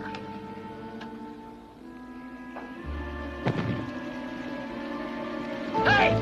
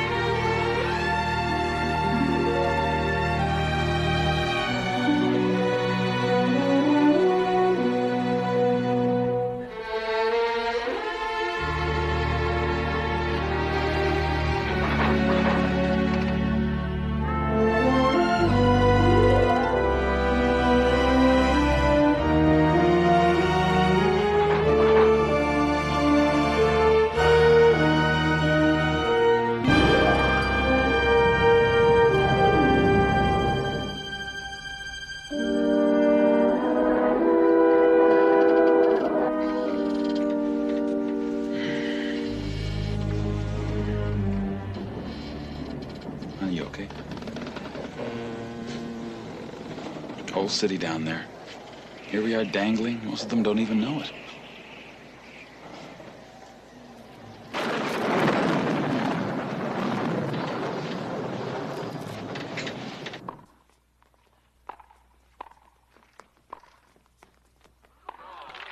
That's it, then. That's it. The International Tennis Trophy stays in America for another year. Just listen to that crowd. Now, we switch you back to our live news report, already in progress from Mount Durant. Despite the high buffeting winds, pilot Les Fielding has succeeded in bringing down the first of that stranded party. Here is a replay of that hazardous landing.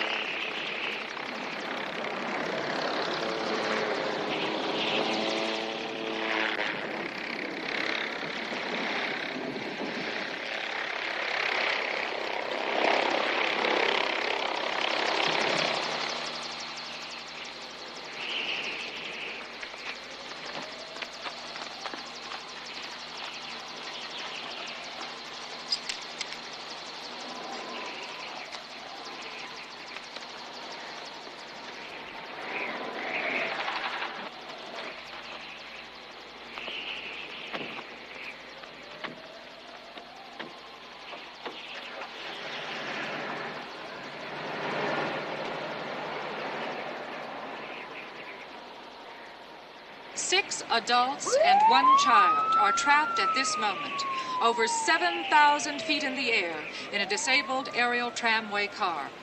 Being taken now to County Hospital is the first injured survivor to be flown out by helicopter, Mr. James Granger.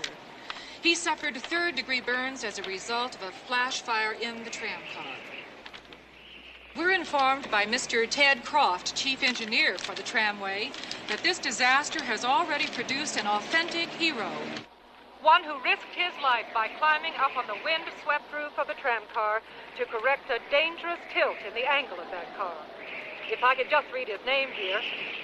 It's Craig, Mr. Paul Craig. Paul Craig's cover.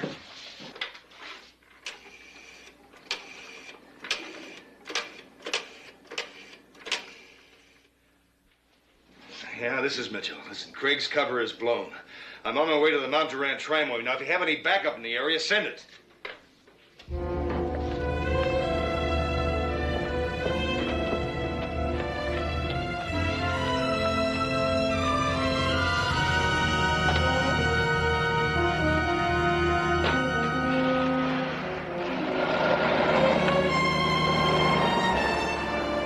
The life and death question now for Mr. Paul Craig and the other people in that tramway car is whether the cable, already weakened, can hold together long enough for the helicopter to take them off one by one. Baby, I'll take that drink now.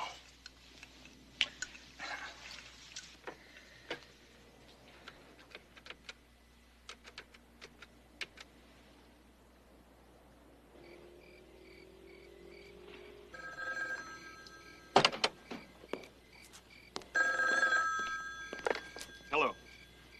Yeah, this is Marty.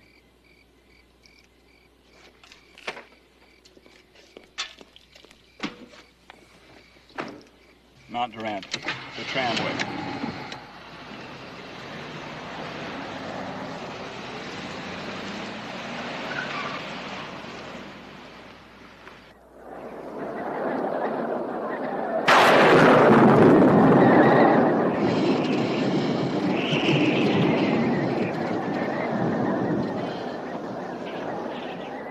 Right.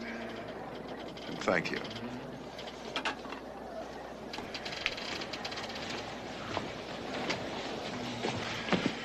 The helicopter made it down safely. They'll be back and get us as soon as they can take off. It's going to be a little easier this time. They're not going to use that basket. They're going to use a shoulder harness contraption.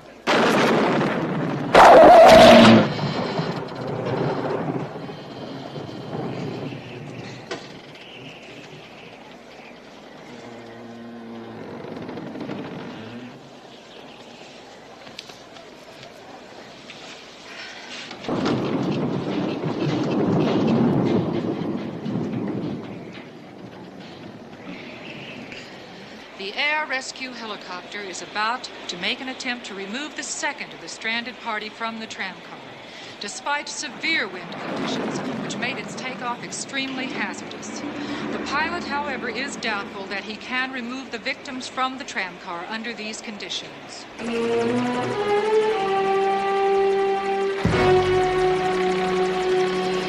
right, let's go. Connie, get ready.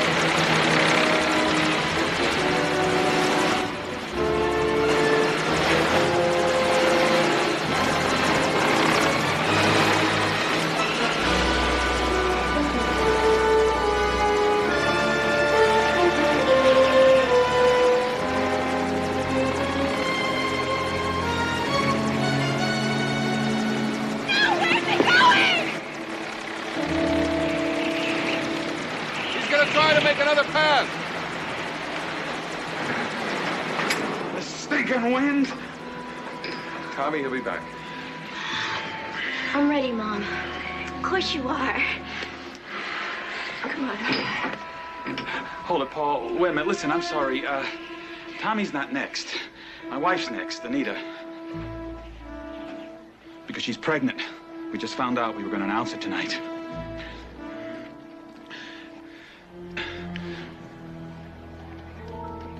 So you see, Paul, she's got to go first. Eddie, stop it.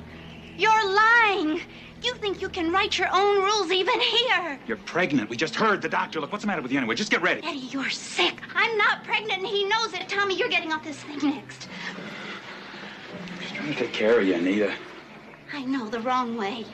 Always the wrong way. Do you think that I would really go ahead of a child? Face it, Eddie. You are not so smart. Your business deals are a mess. Your life is a mess. Your family. Me. Everything is a mess.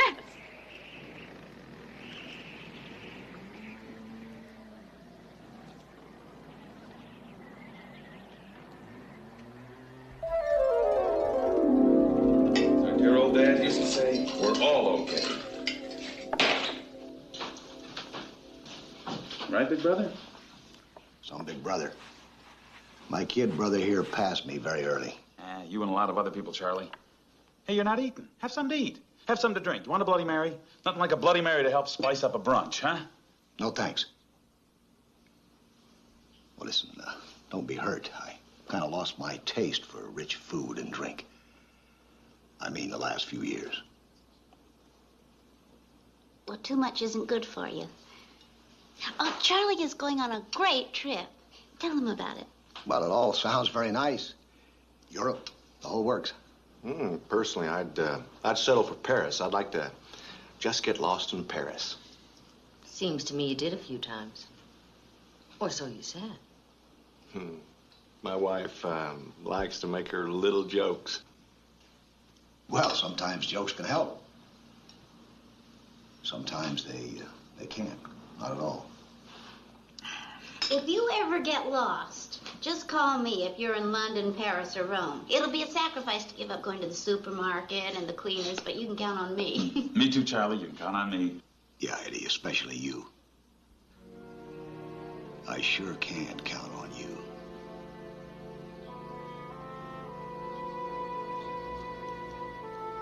Excuse me. Hey, you okay? Sure. Like you said, we're all okay. Maybe I better go check on him. He said rich food. Although I don't know, I never thought rich was a dirty word.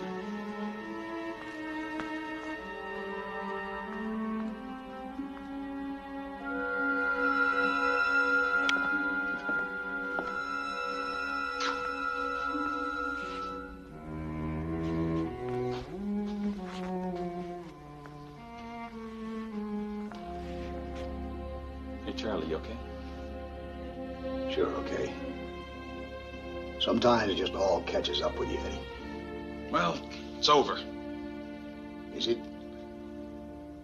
No, I think you can see it in my face. Go on, you look great. Wait till you find yourself a couple of those French ooh-la-las, huh? It shows. Some people call it a pallor, but that's not exactly it.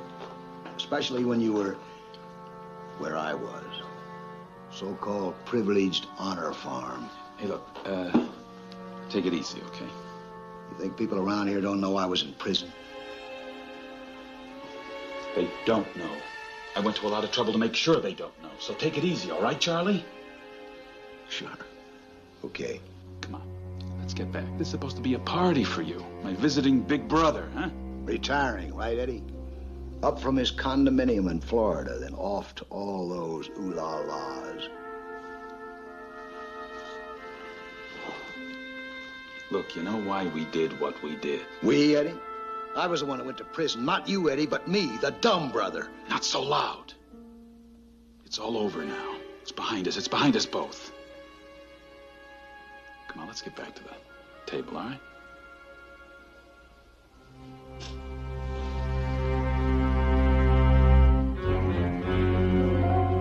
Anita, now listen. Eddie, wait.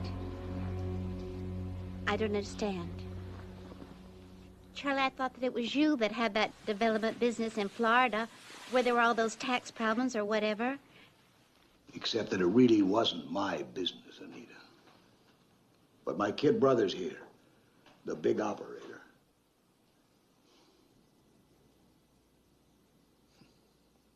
I did everything my smart little brother said, which included taking a rap for him. Eddie, is this true? Charlie, you've always managed to miss the point. Eddie, is it true? You are not dumb, so listen to me, Anita. There was an irregularity at the office. How it happened isn't important. These kind of things happen in business. The important thing is somebody had to take the rap, as Charlie so nicely put it. And we talked it over, didn't we? I flew down. We spent 2 days in that hotel room. We talked it over, right? Right. We talked it over. Which of us should it be? Me? I had to keep the whole shooting match going. Take care of that sick sister of ours and that no-good husband of hers who hasn't made a dime, and pay off the money you owed on your last 2 flyers that went down the toilet. Eddie, stop it. You are being cruel. Or was it to be you, Charlie? What other contribution could you have made to all of us, except to take the rap? Did we or did we not agree that it should be you? That's right, Eddie. We agreed. That's who it turned out to be. For 5 years. Me. Charlie.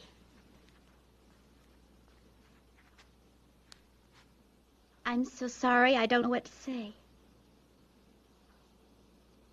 Eddie, why? I don't... Anita. No, Eddie's right. The decision was the right one. I was part of it.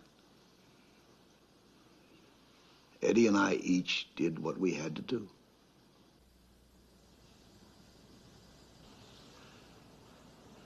Well, let's go have a drink.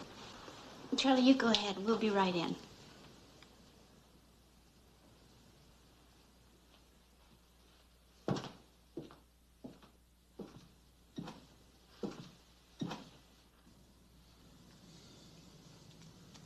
I don't... What happened? Eddie, how could you do that to your brother? Survival. People have to change to survive. Not the way I feel about you.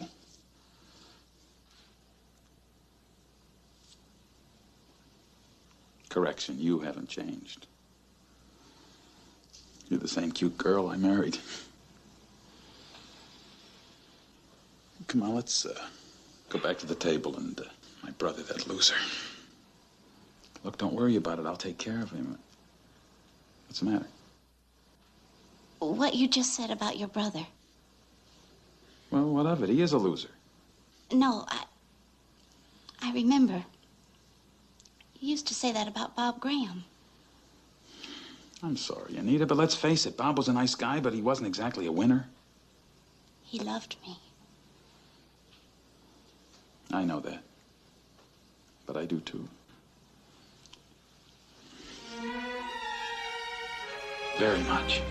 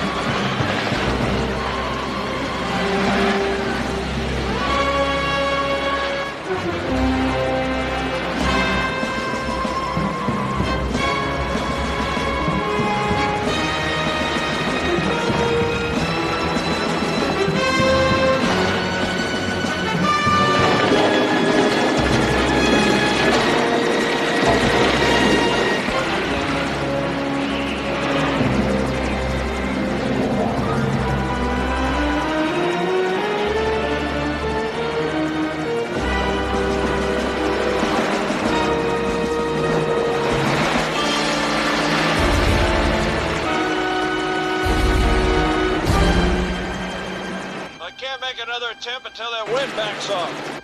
Bringing her down. Okay, Les, I understand.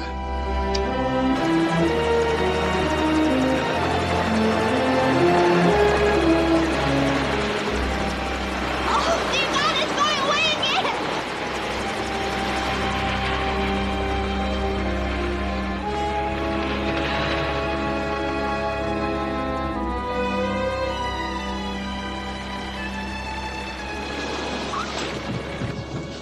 Too windy to take us off. It'll die down, they'll be back. What are you talking about? You don't know that. You just think you can reach for that famous checkbook of yours and everything will turn out the way you want.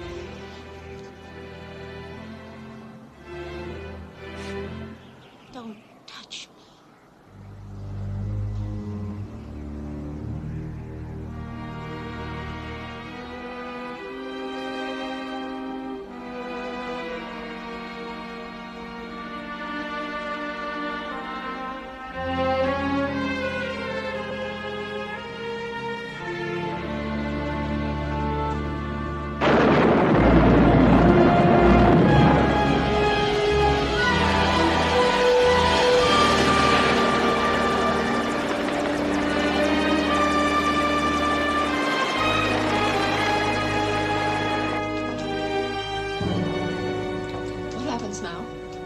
They try again.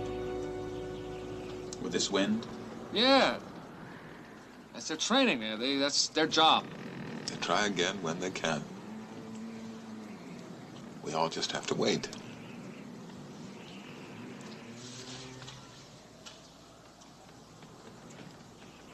Suppose Jimmy dies.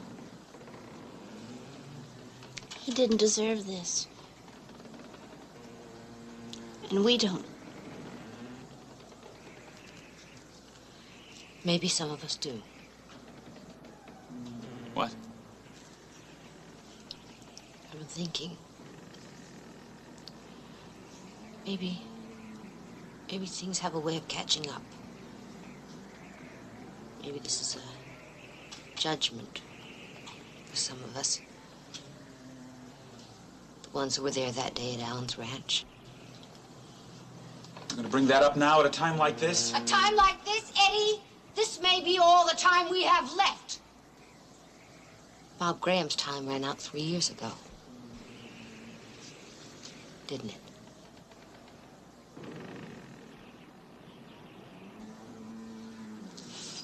Hey, look at this.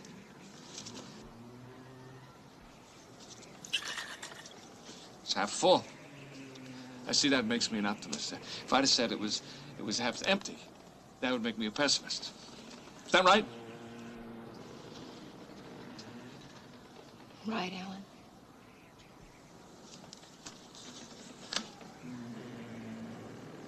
Anyone for luck?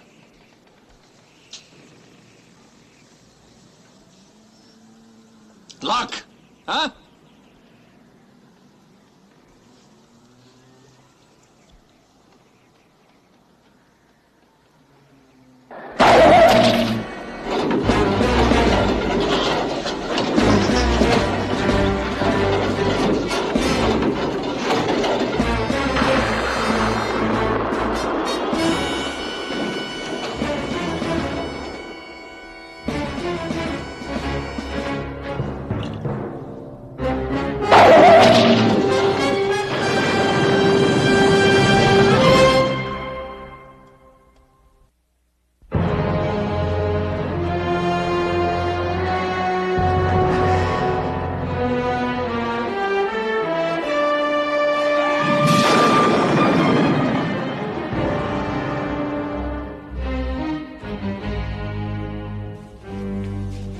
One more gone. Will it still hold?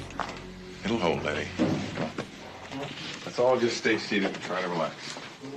At least try.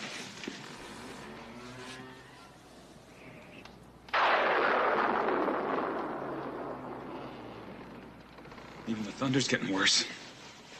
It's not worse, Eddie. It's further away. Light traveling faster than sound. Nothing scary, Tommy. Just the way things work.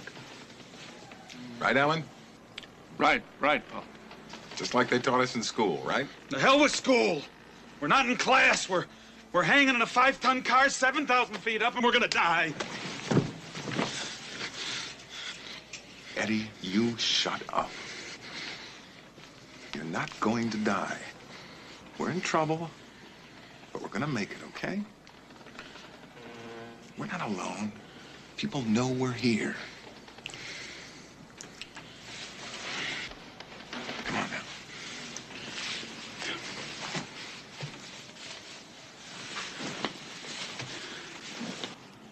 Let's not make it any harder on ourselves or on each other. All right?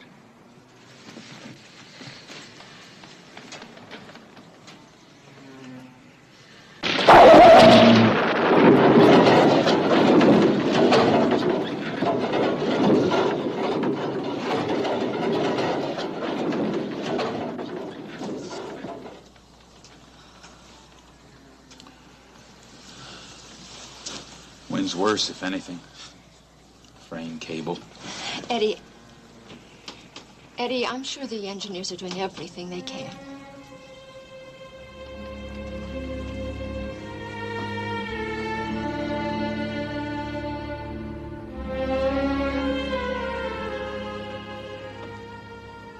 I wish we'd done everything we could to save what we had.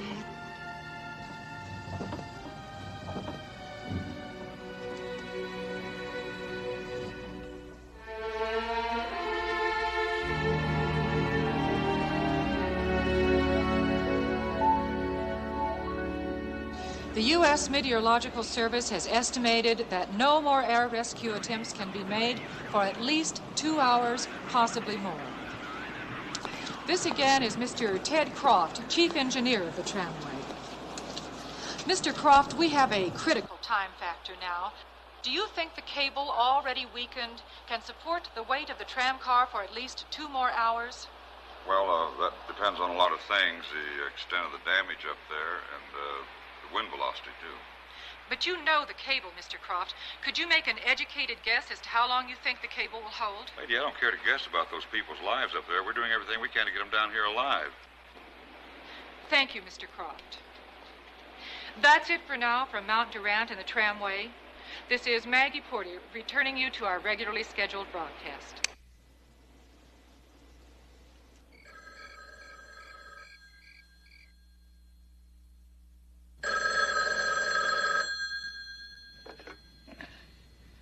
Hello? Lawton?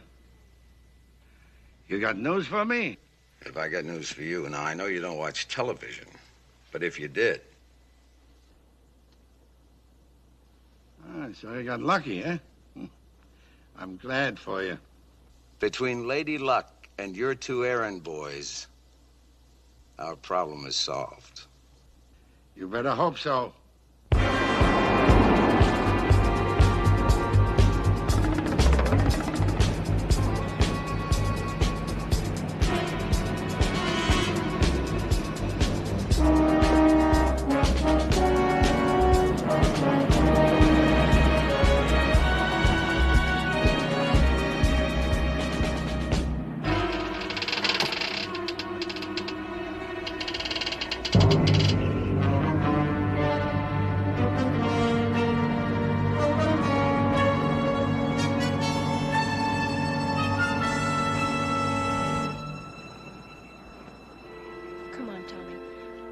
Down for a little bit, okay? Try to rest a little while.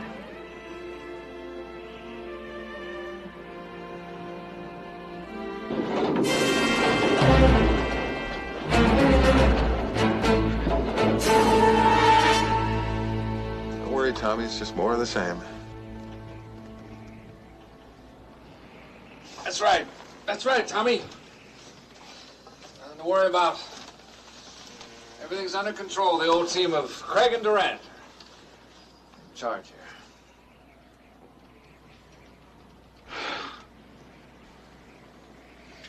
You're right, Alan. Nothing has changed, including you.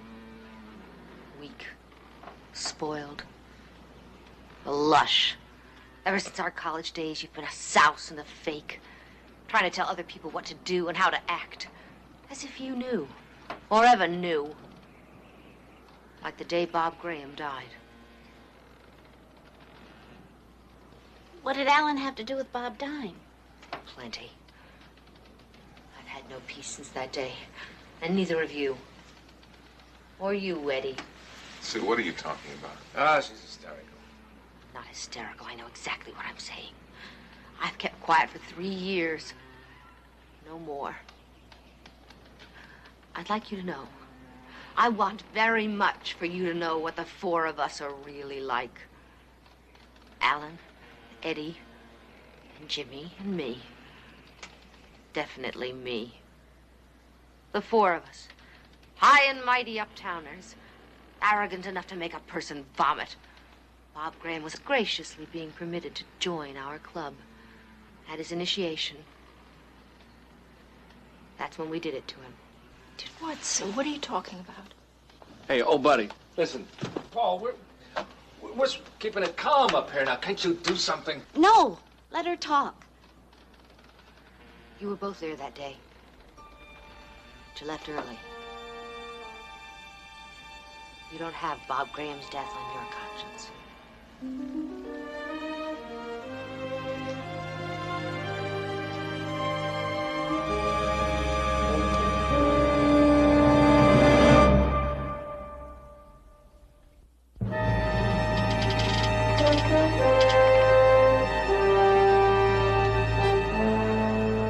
So what are you saying? Bob died of a heart attack. So, you know what's good for you. What are you gonna do, Alan? Take away that big fat insurance business you've been giving Jimmy? Well, he may never live to see any new business. Any new anything. That's why I can say it all now.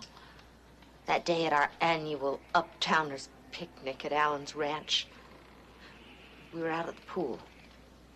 behind the house, you remember? The bar was open. Wide open, as usual. The speeches welcoming Bob into our glorious ranks were over.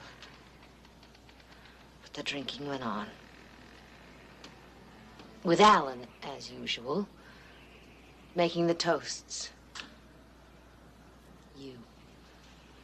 Insisting that Bob keep up with you drink for drink. Will you shut up? You shut up.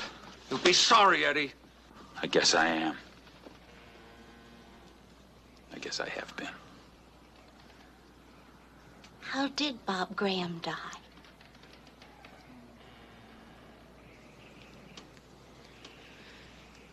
It was just after the picnic broke up. Come on, don't be party poopers.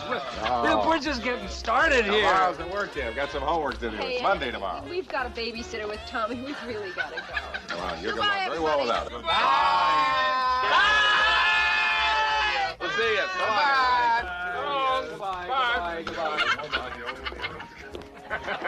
I'll sing tomorrow. Sing Hi, this is Doctor's Coffee Bean. We still can't afford to give her a living without pickles. Come on, Bobby. The rock. There's the rock. Well, Mr. Bob Graham, newly inducted member of the Uptowners, are you ready for your final test? Final test? Yes, sir. The grand finale. What do you got in mind, Alan? I'll think of something. Well, why don't you think a little something into this? Hey, all right, well, you get it out of your ear. I'll be glad to think of something. There you go, Jimmy. Eddie, how about you? What is that? Is that a yes? Wait a minute. Hold it still.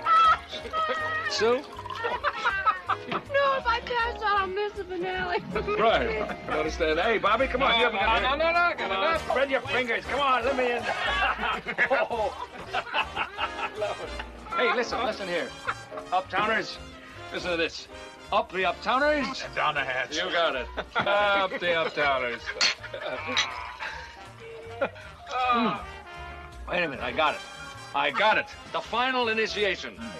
The final test. The final test will be Angelica. Ah. Ooh.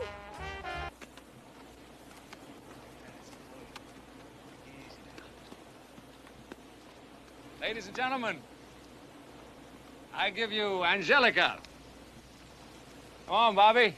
Once around the track and you are an Uptowner. What did he say? He said you are going to ride Angelica. Me? Cowboy? I never heard a rose in my life.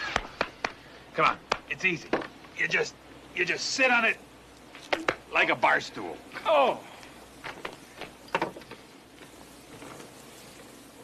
Ooh, steady. All right, sir. Are you ready, Bobby? Big, huh? Yeah, he's a big one. All right, come on. That's the boy. Come on, Bobby, you're gonna love this. You know why Alan named her Angelica, don't you? Why? Because she flies like an angel. See, she's a jumper. Oh, that's why they got all those little fences out there, huh? Putting Bob on a jumper. It's nothing. All he has to do is hang on. Yeah, but he's about to pass out. Or he could fall off. So what? It's only 6 feet to the ground. Come on. Let's help get Bob on the angel, okay? Come on.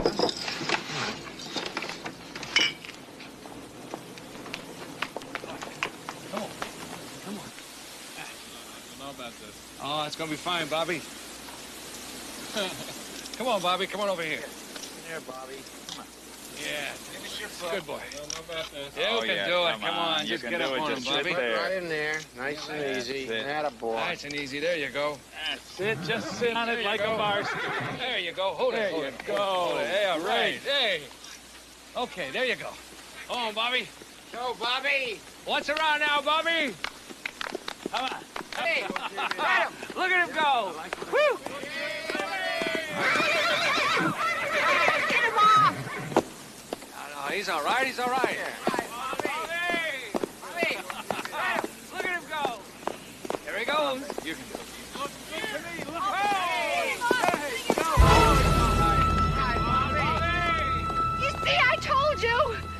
it up. Pick it up.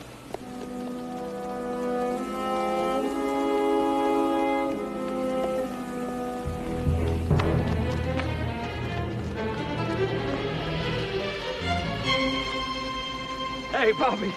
Bobby, you okay? Come on, kiddo. Welcome to the club, Bobby. Huh?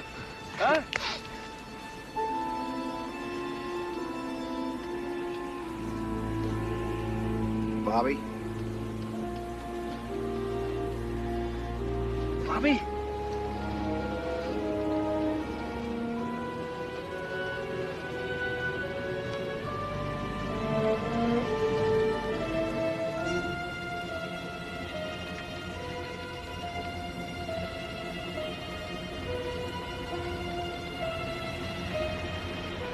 Is he dead?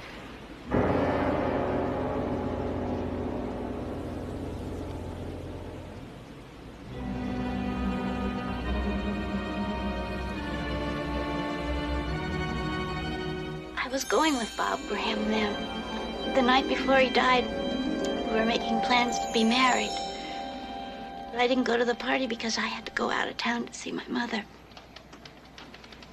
I know. There's more. Eddie, you were part of this? Part of it. He helped get him on the horse. Eddie, you never told me. Oh, wait a minute. The newspapers, the police report, everything said it was a heart attack. All part of one big, dirty lie. Worked out by Alan's father. Leave my father out of this. He's dead. And he can't defend himself. I'm not even defending us. We sat there and listened very willingly while he explained that it was all just an accident. I can't believe this. An hour ago, Bob was alive. Should never have left the ranch. Well, what are we going to tell the police? Are we going to prison for this? Are we going to prison for Come this? on, Eddie, just let my father handle it. Yes. That is correct. Absolutely. Thank you, and I appreciate this very much, Doctor.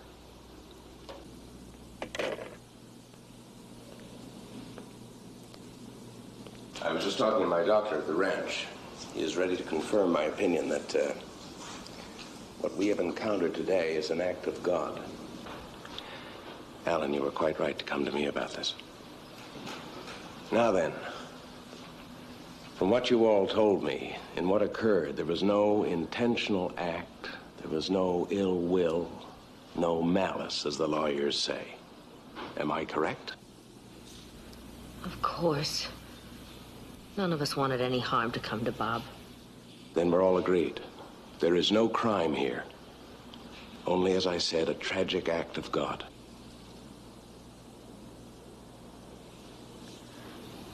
Well, if no crime has been committed, then why don't we call the Police? The newspapers? Will that bring Bob Graham back? The important thing is to protect the living. Those who, without any real fault, have been touched by this tragedy.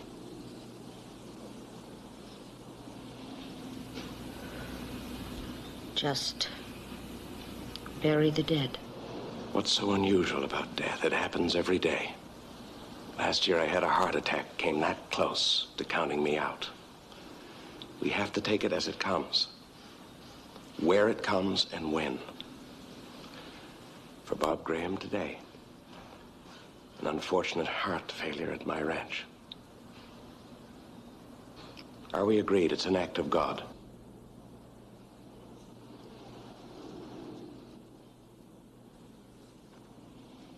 It's simple to arrange. The coroner's indebted to me. Just leave everything to me.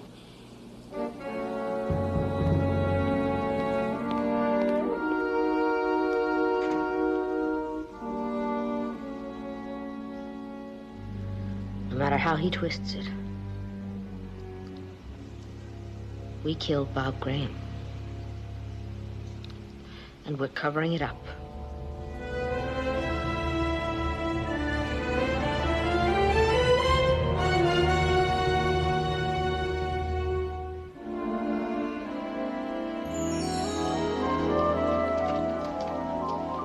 Eddie, how could you? How could any of us? But we did. Back to business as usual. Everyone extending their sympathies to us. To us, dear God, because we were his friends. And that funeral. That awful funeral.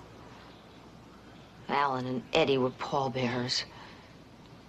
Jimmy, too. Bob's mother and father wanted it. What could we do? Yeah. What could we do? And so we went on. Eddie to his real estate, Jimmy to his insurance, and everybody the next month to our big Christmas party. Oh, none of us could miss that, could we? You remember that party? You were there. Yeah. At Alan's place. Alan's ranch? So what? What of it? You proposed to me at that party. Sure, I remember. You're the most beautiful girl there. And you said yes. You asked me to marry you where you killed Bob. It was an accident. Don't you understand? What happened, happened. We gotta forget it. I don't want to forget it. And knowing what I know now, I will never forget it. So, Paul, here we are. Your friends, the Nothings. And this is how we end up. At least we deserve it. No, don't say that. What you did was wrong, all of you, but it's not the end. Not for any of us. We're gonna make it out of here.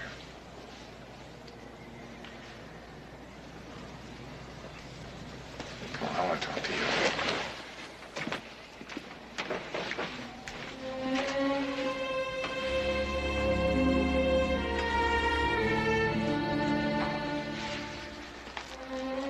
We could try again, couldn't we? Oh, honey, I want that more than anything else in the world. The divorce was my fault. I should have realized that I had to share you with your work. I should have understood. No, I should have understood. The really important things I had all the time. You know what? What? Even after the divorce, I thought we'd get back together again. Yes, I did too. Then when you disappeared altogether, There was a reason for that. I want you to understand that. I want you to know where I've been for 6 months. I can't tell you how much time I missed you. It didn't seem like 6 months. It seemed like years. How soon? I'm gonna have to testify against them. Tomorrow? In open court? Yes, if we get down, I testify in Los Angeles. And then the government gives me a new name and a new identity. And I disappear. Paul. If I can disappear. There's one big problem. What? Lawton and the people that are behind him have tried to get me once. And they're gonna try to get me again.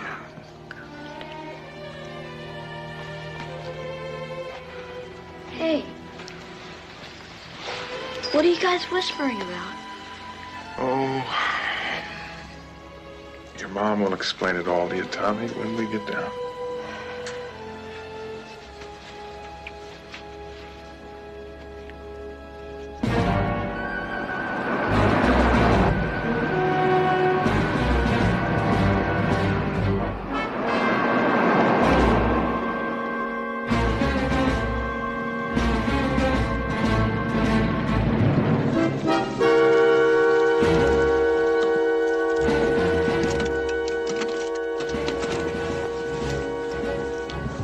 Must be a way to get close enough to the tram car to get a shot at it. Sure there is. Let's start climbing.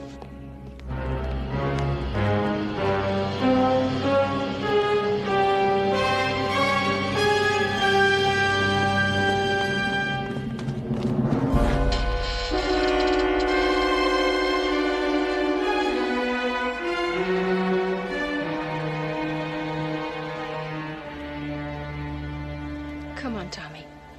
Lie down.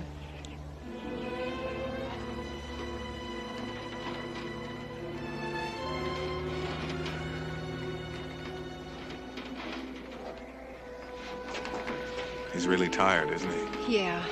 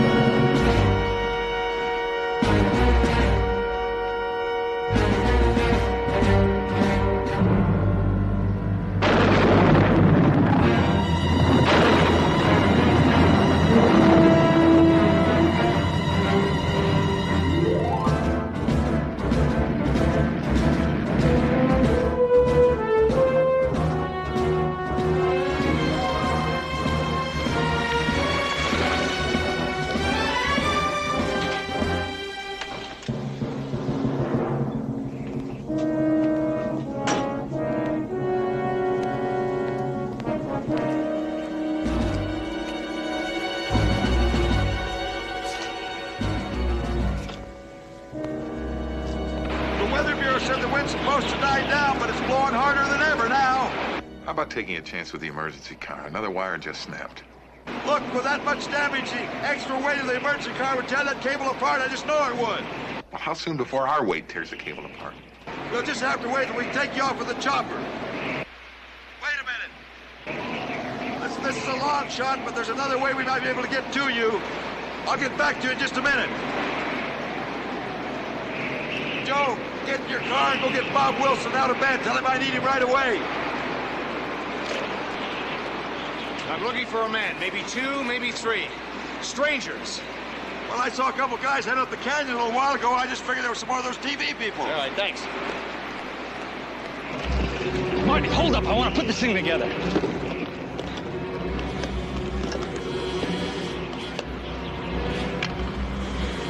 Come on, come on. Okay, okay. Just hold on.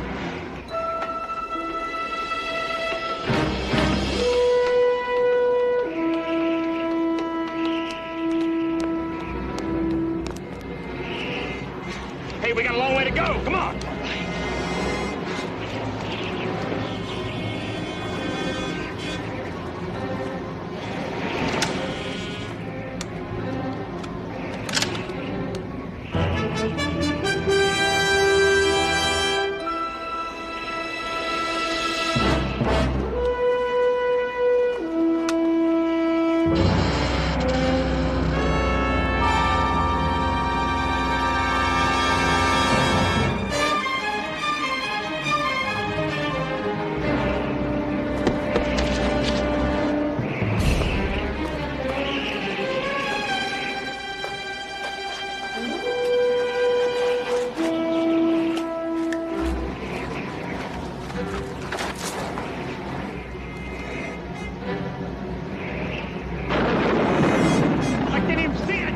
From here.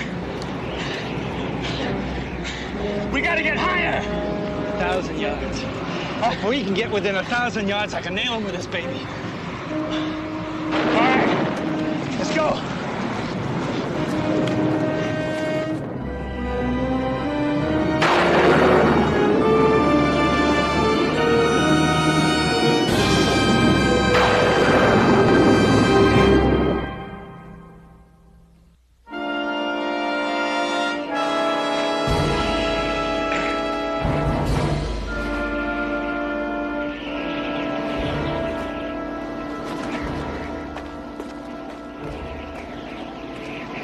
Come on, let's get on! Take it easy. I gotta lug this rifle. Come on.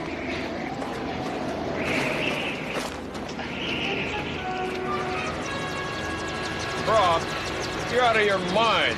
You have to be a human fly to climb down a cable. Look, he's my mechanic. He can do it. Well, I'm not out of my mind, and this wind dropping him at Tower 4 is as impossible as lifting somebody out of the tram car. Listen to me. The tram is out in the open.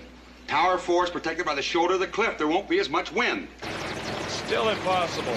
Look, Fielding, you gotta give it a try. I don't know how much longer that cable's gonna hold. Well, I guess I'm out of my mind. Where is this guy of yours? I've sent for him.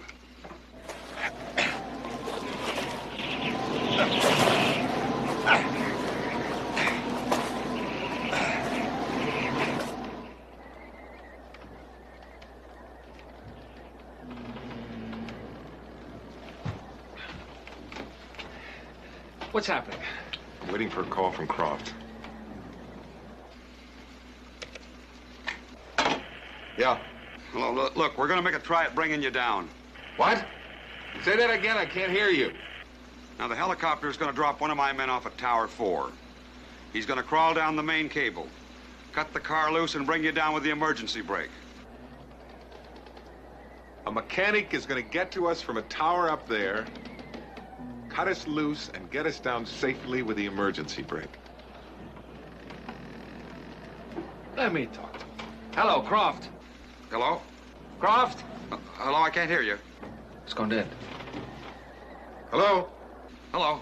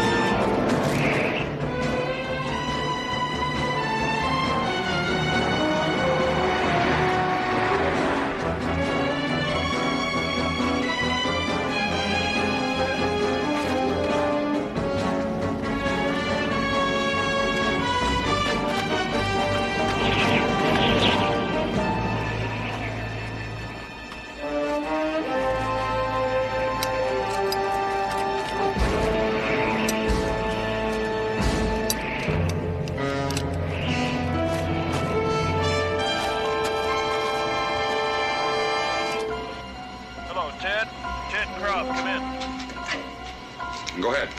Yeah, your mechanic's here, and we're going to give it a try. We'll make it worth, bless us. This may be our last chance. We'll do our best.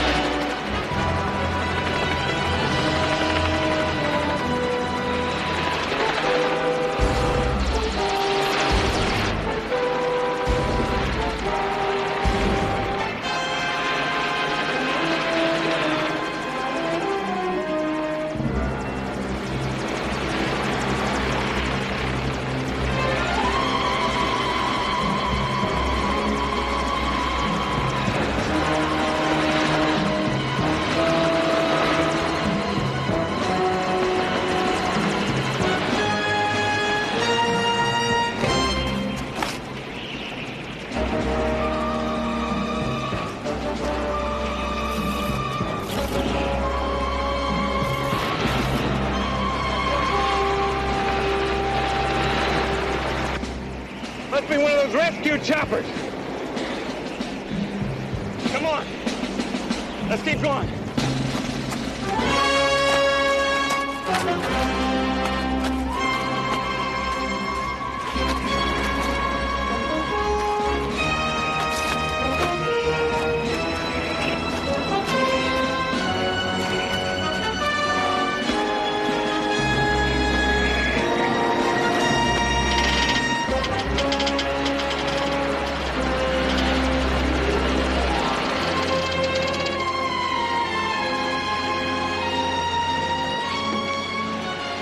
Helicopter's bringing the mechanic to the tower.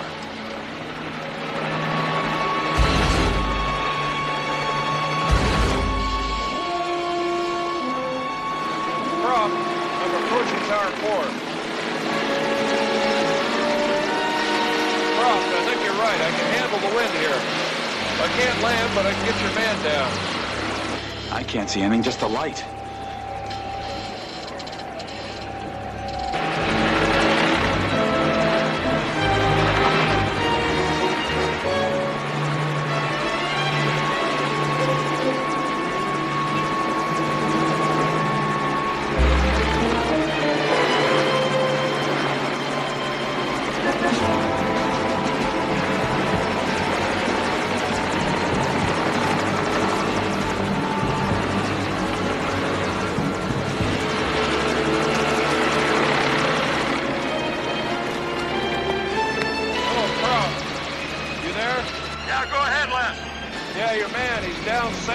That's a good deal, Les. Now we need about 11 more lucky breaks.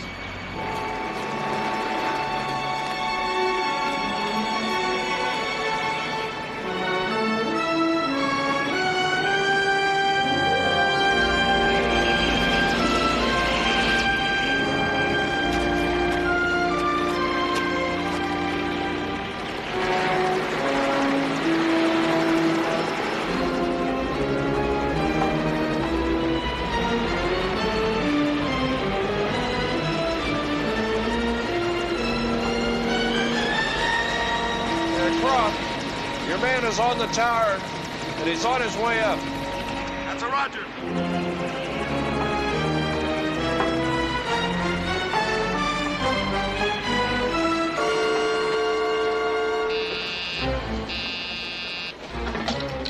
Yeah.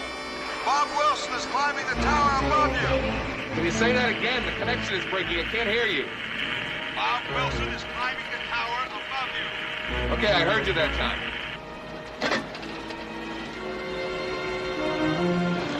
Croft said the mechanic will reach us in 15 or 20 minutes. Well, how will he do it? He's gonna walk the cable. Down the cable? With thousands of feet in the air. Yeah, they do that sometimes, for inspection. At night in this wind? When he gets here, what does he have to do? I don't know exactly. He's got to break loose that wheel that you said was fused by the lightning. But then there'd be nothing to keep us from rolling down. There's a handbrake. Yeah.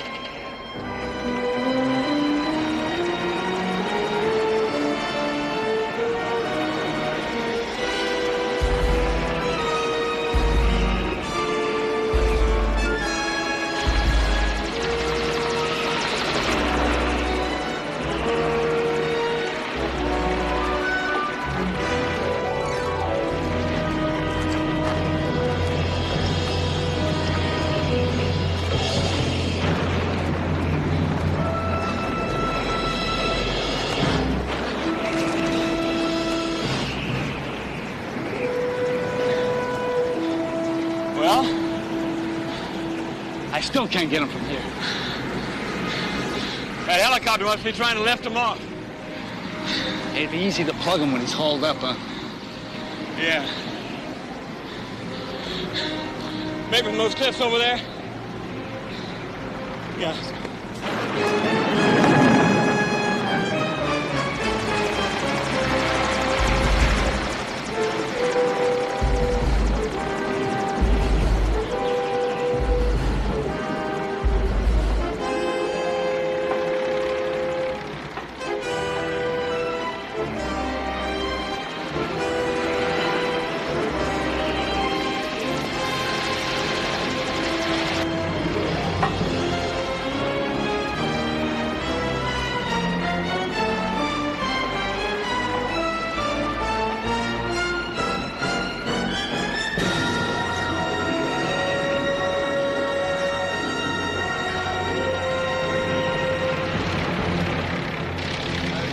The cable now, Croft. Sure this guy knows what he's doing? He knows.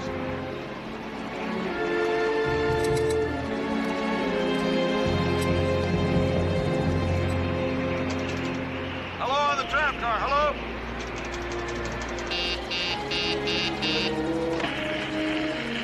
Yeah. I can't hear you. Mechanic is going down the cable. Okay, I hear you now.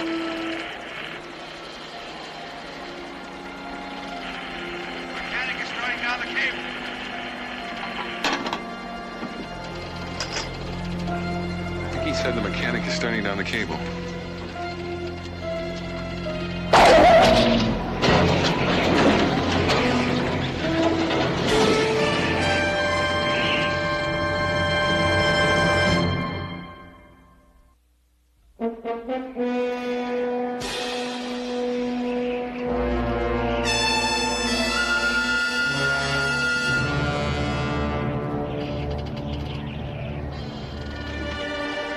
I don't see him.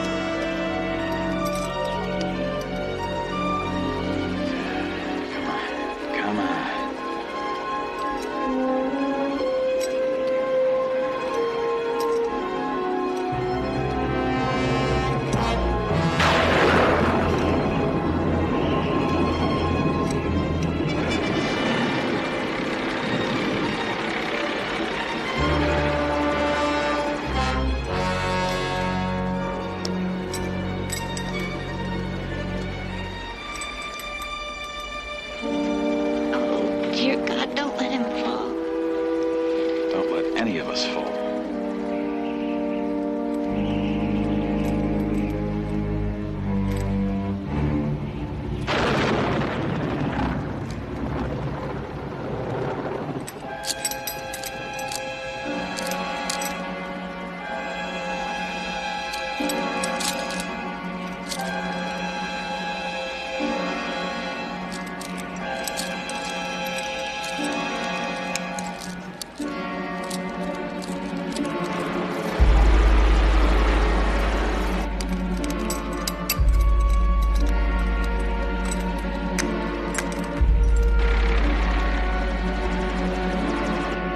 Ted, your man is taking his safety ring off to get it around the frayed cable.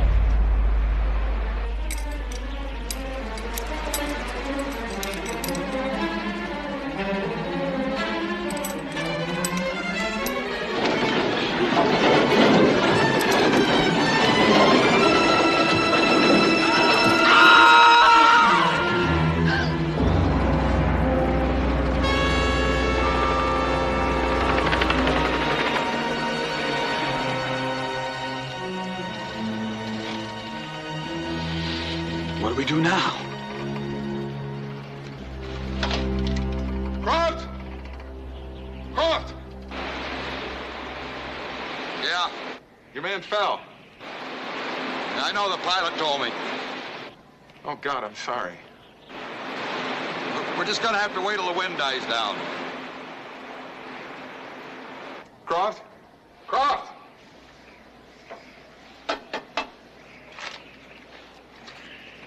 The phone is completely dead.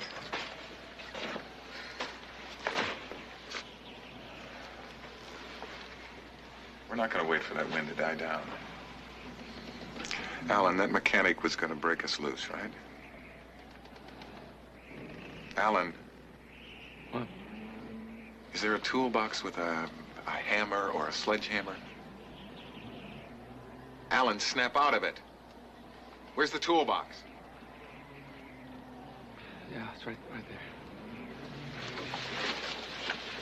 Listen, it's not gonna work. First, you gotta get up on the roof.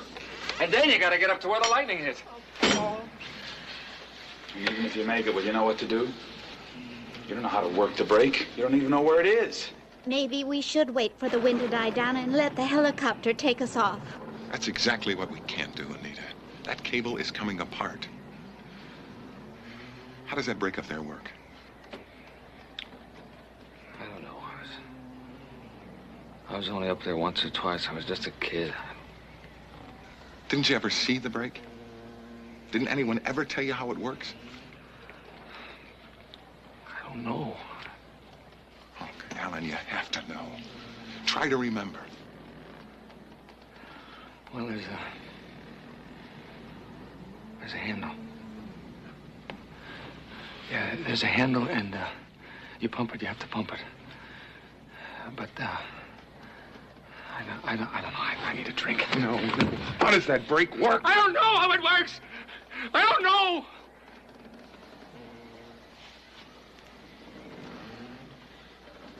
All right. I either go up and try to get us down, or we sit here and hope that the cable doesn't break with this wind and the weight. Now, what's it gonna be?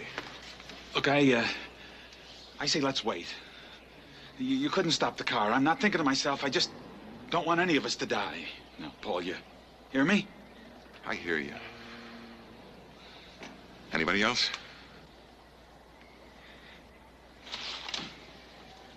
I say try it.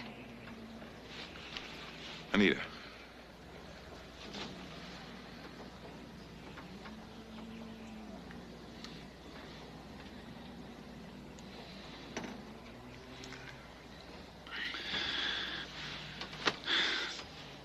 All right.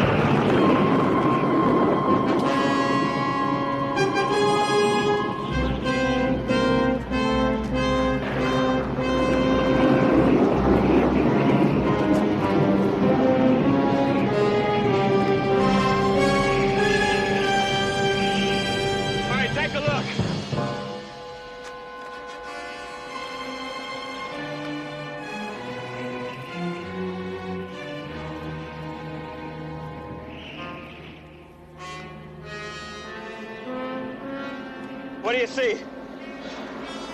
I can't make it out from here. What do you think I am, a billy goat? You want me to tell that to the old man? All right, come on.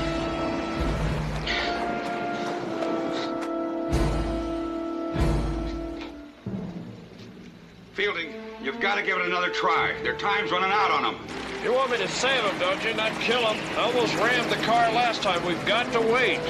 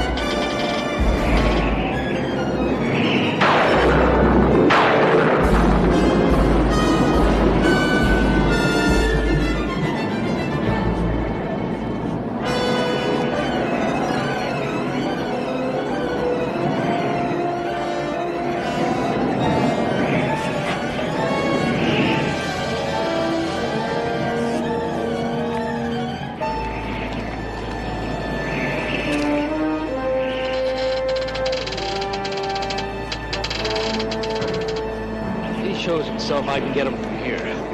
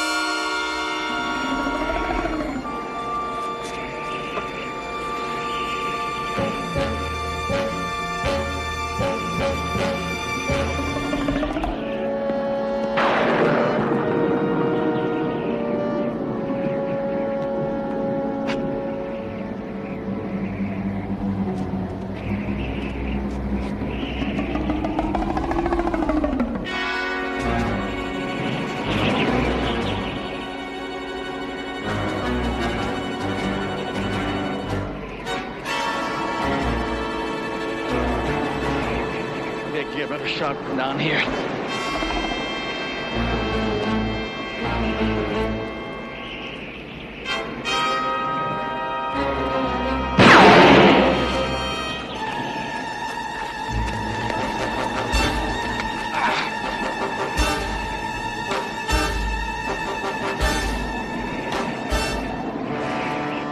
Hey! I know you're Lawton's men. Now, you haven't got a chance. Why don't you come on down? We'll make a deal. No way. He's trying to make a deal. He ain't got the firepower. See if he can spot it.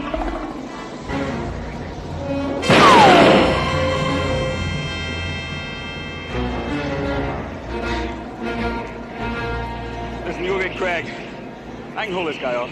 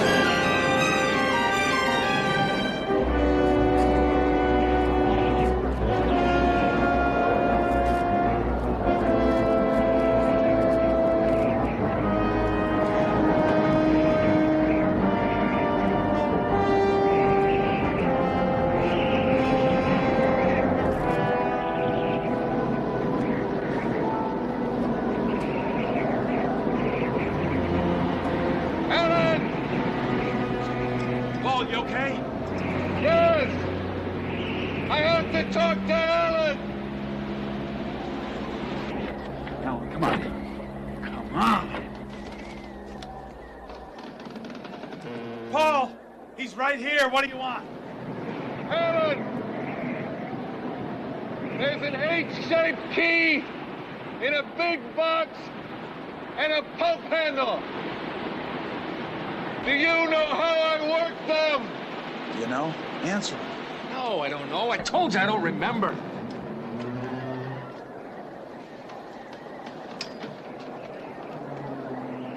He's no help, Paul. You're on your own.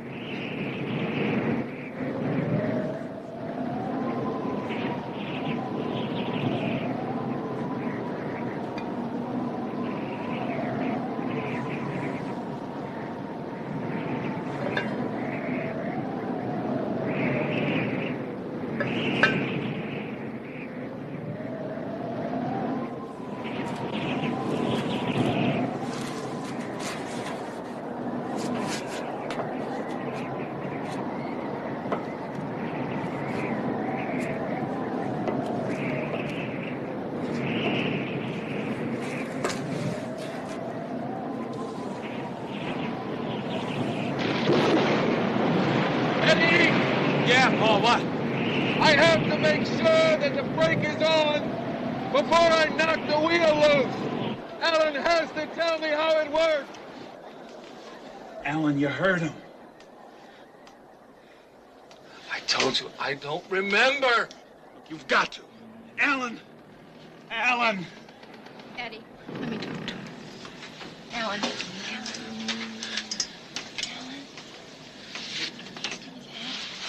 Give me the bottle. All right? It's empty now. Come on.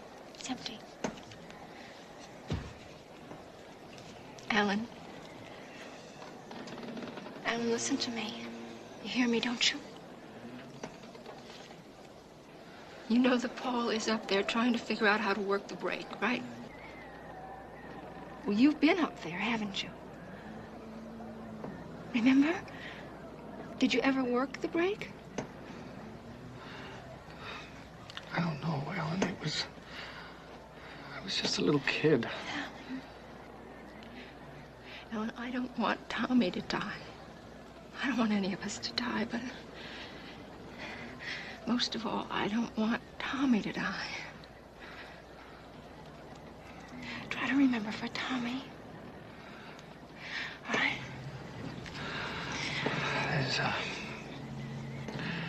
There's the box. And there's a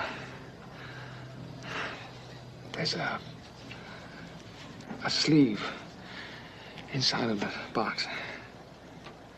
I think that's where the H bar goes. That's for the H bar. Okay. Come on. Eddie, what are you doing? Come on! Make him talk!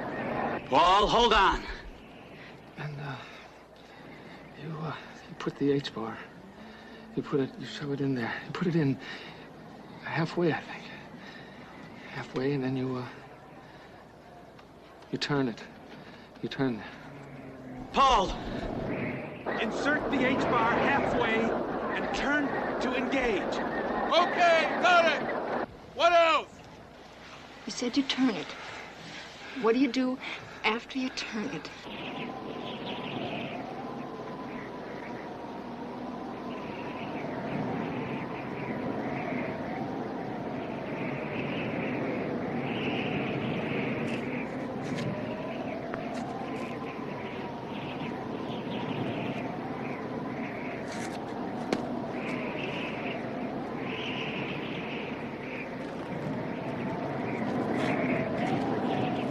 Freeze!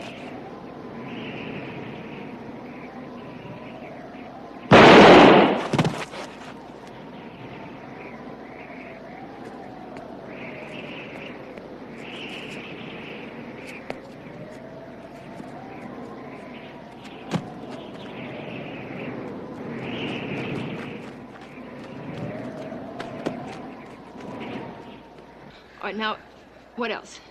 Do you do anything else? I don't know. Come on. Wait a minute. I got it. Okay. You pull it back. You pull it to the front. Pull it all the way to the front. And then you think you... What do you do then? You pump it. You pump. You pump, and that makes the brake work. Okay. Paul, pull the H bar all the way forward, and then pump it up and down to work the brake. Got it!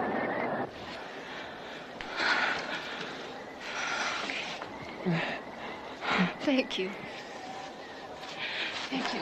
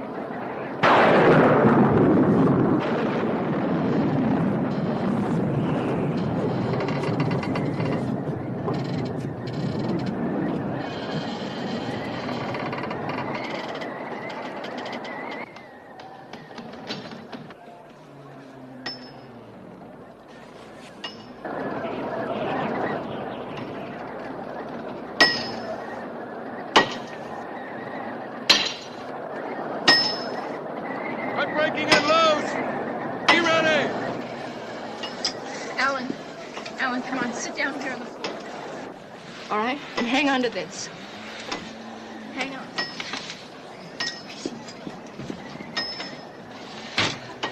Tommy. Hey, Mom, where's Dad? Listen, he's trying to get us down from here. Now listen to me. If you want to help him, do what I say right now. Get under the bench, okay? Put this under your head. Come on, right now. Get under there. And brace your feet on the bottom there. All right? Okay. All right. Now don't be scared. It's gonna be all right.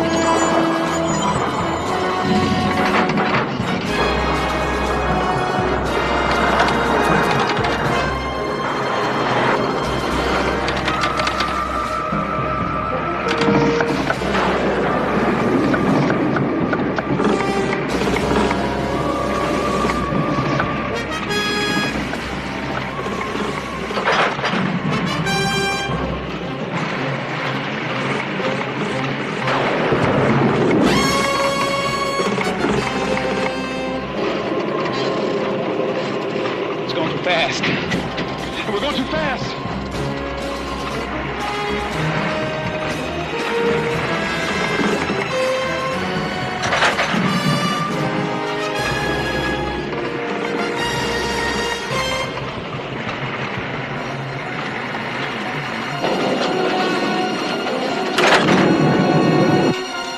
Chief, get off the platform. We got a runaway. You people, get off of here. We got a runaway tramp. Move it.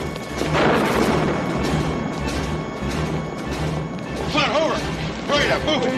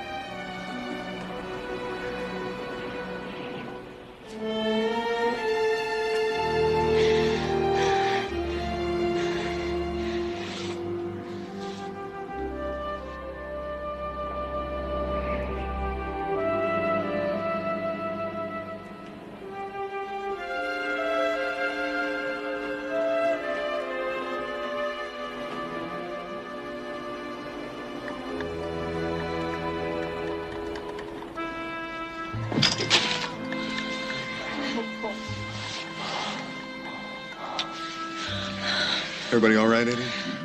Better get the door open.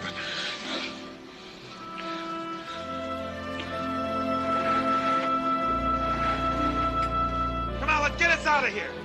Come on.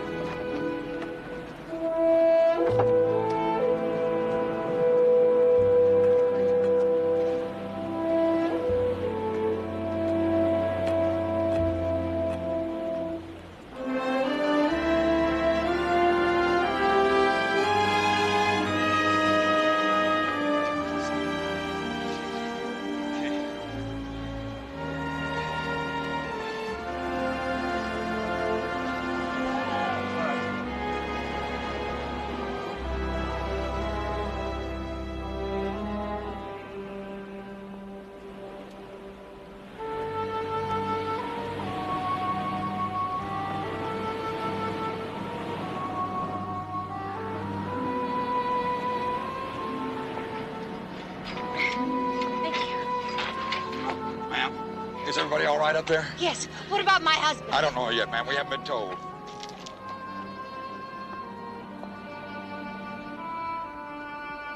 My knees are shaking. All right, take it easy. One step at a time. You're almost down. Hey, one of you boys give her a hand here. Mr. Croc is handing her off to the paramedics. She's coming across. I'm going to try to get her name. Excuse me, miss. Could you please give me your name? Not now, please. Alan? You all right? Yeah, I'm okay. Go on.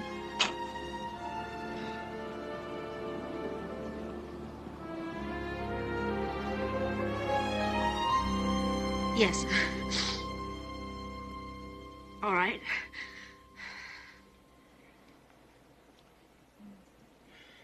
Oh, thank God. I'll be right there. Thank you. Jimmy's gonna be all right. I'm on my way to the hospital.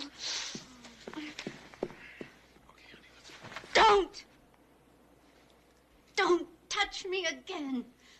Ever. Sue, wait, I'll go with you.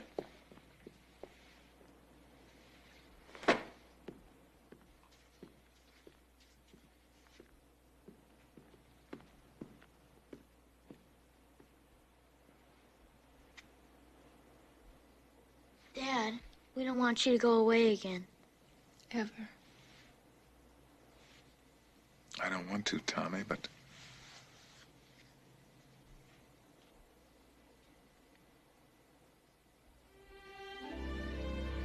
this time you can go with me. Oh, At least until I testify. And we'll see. Okay?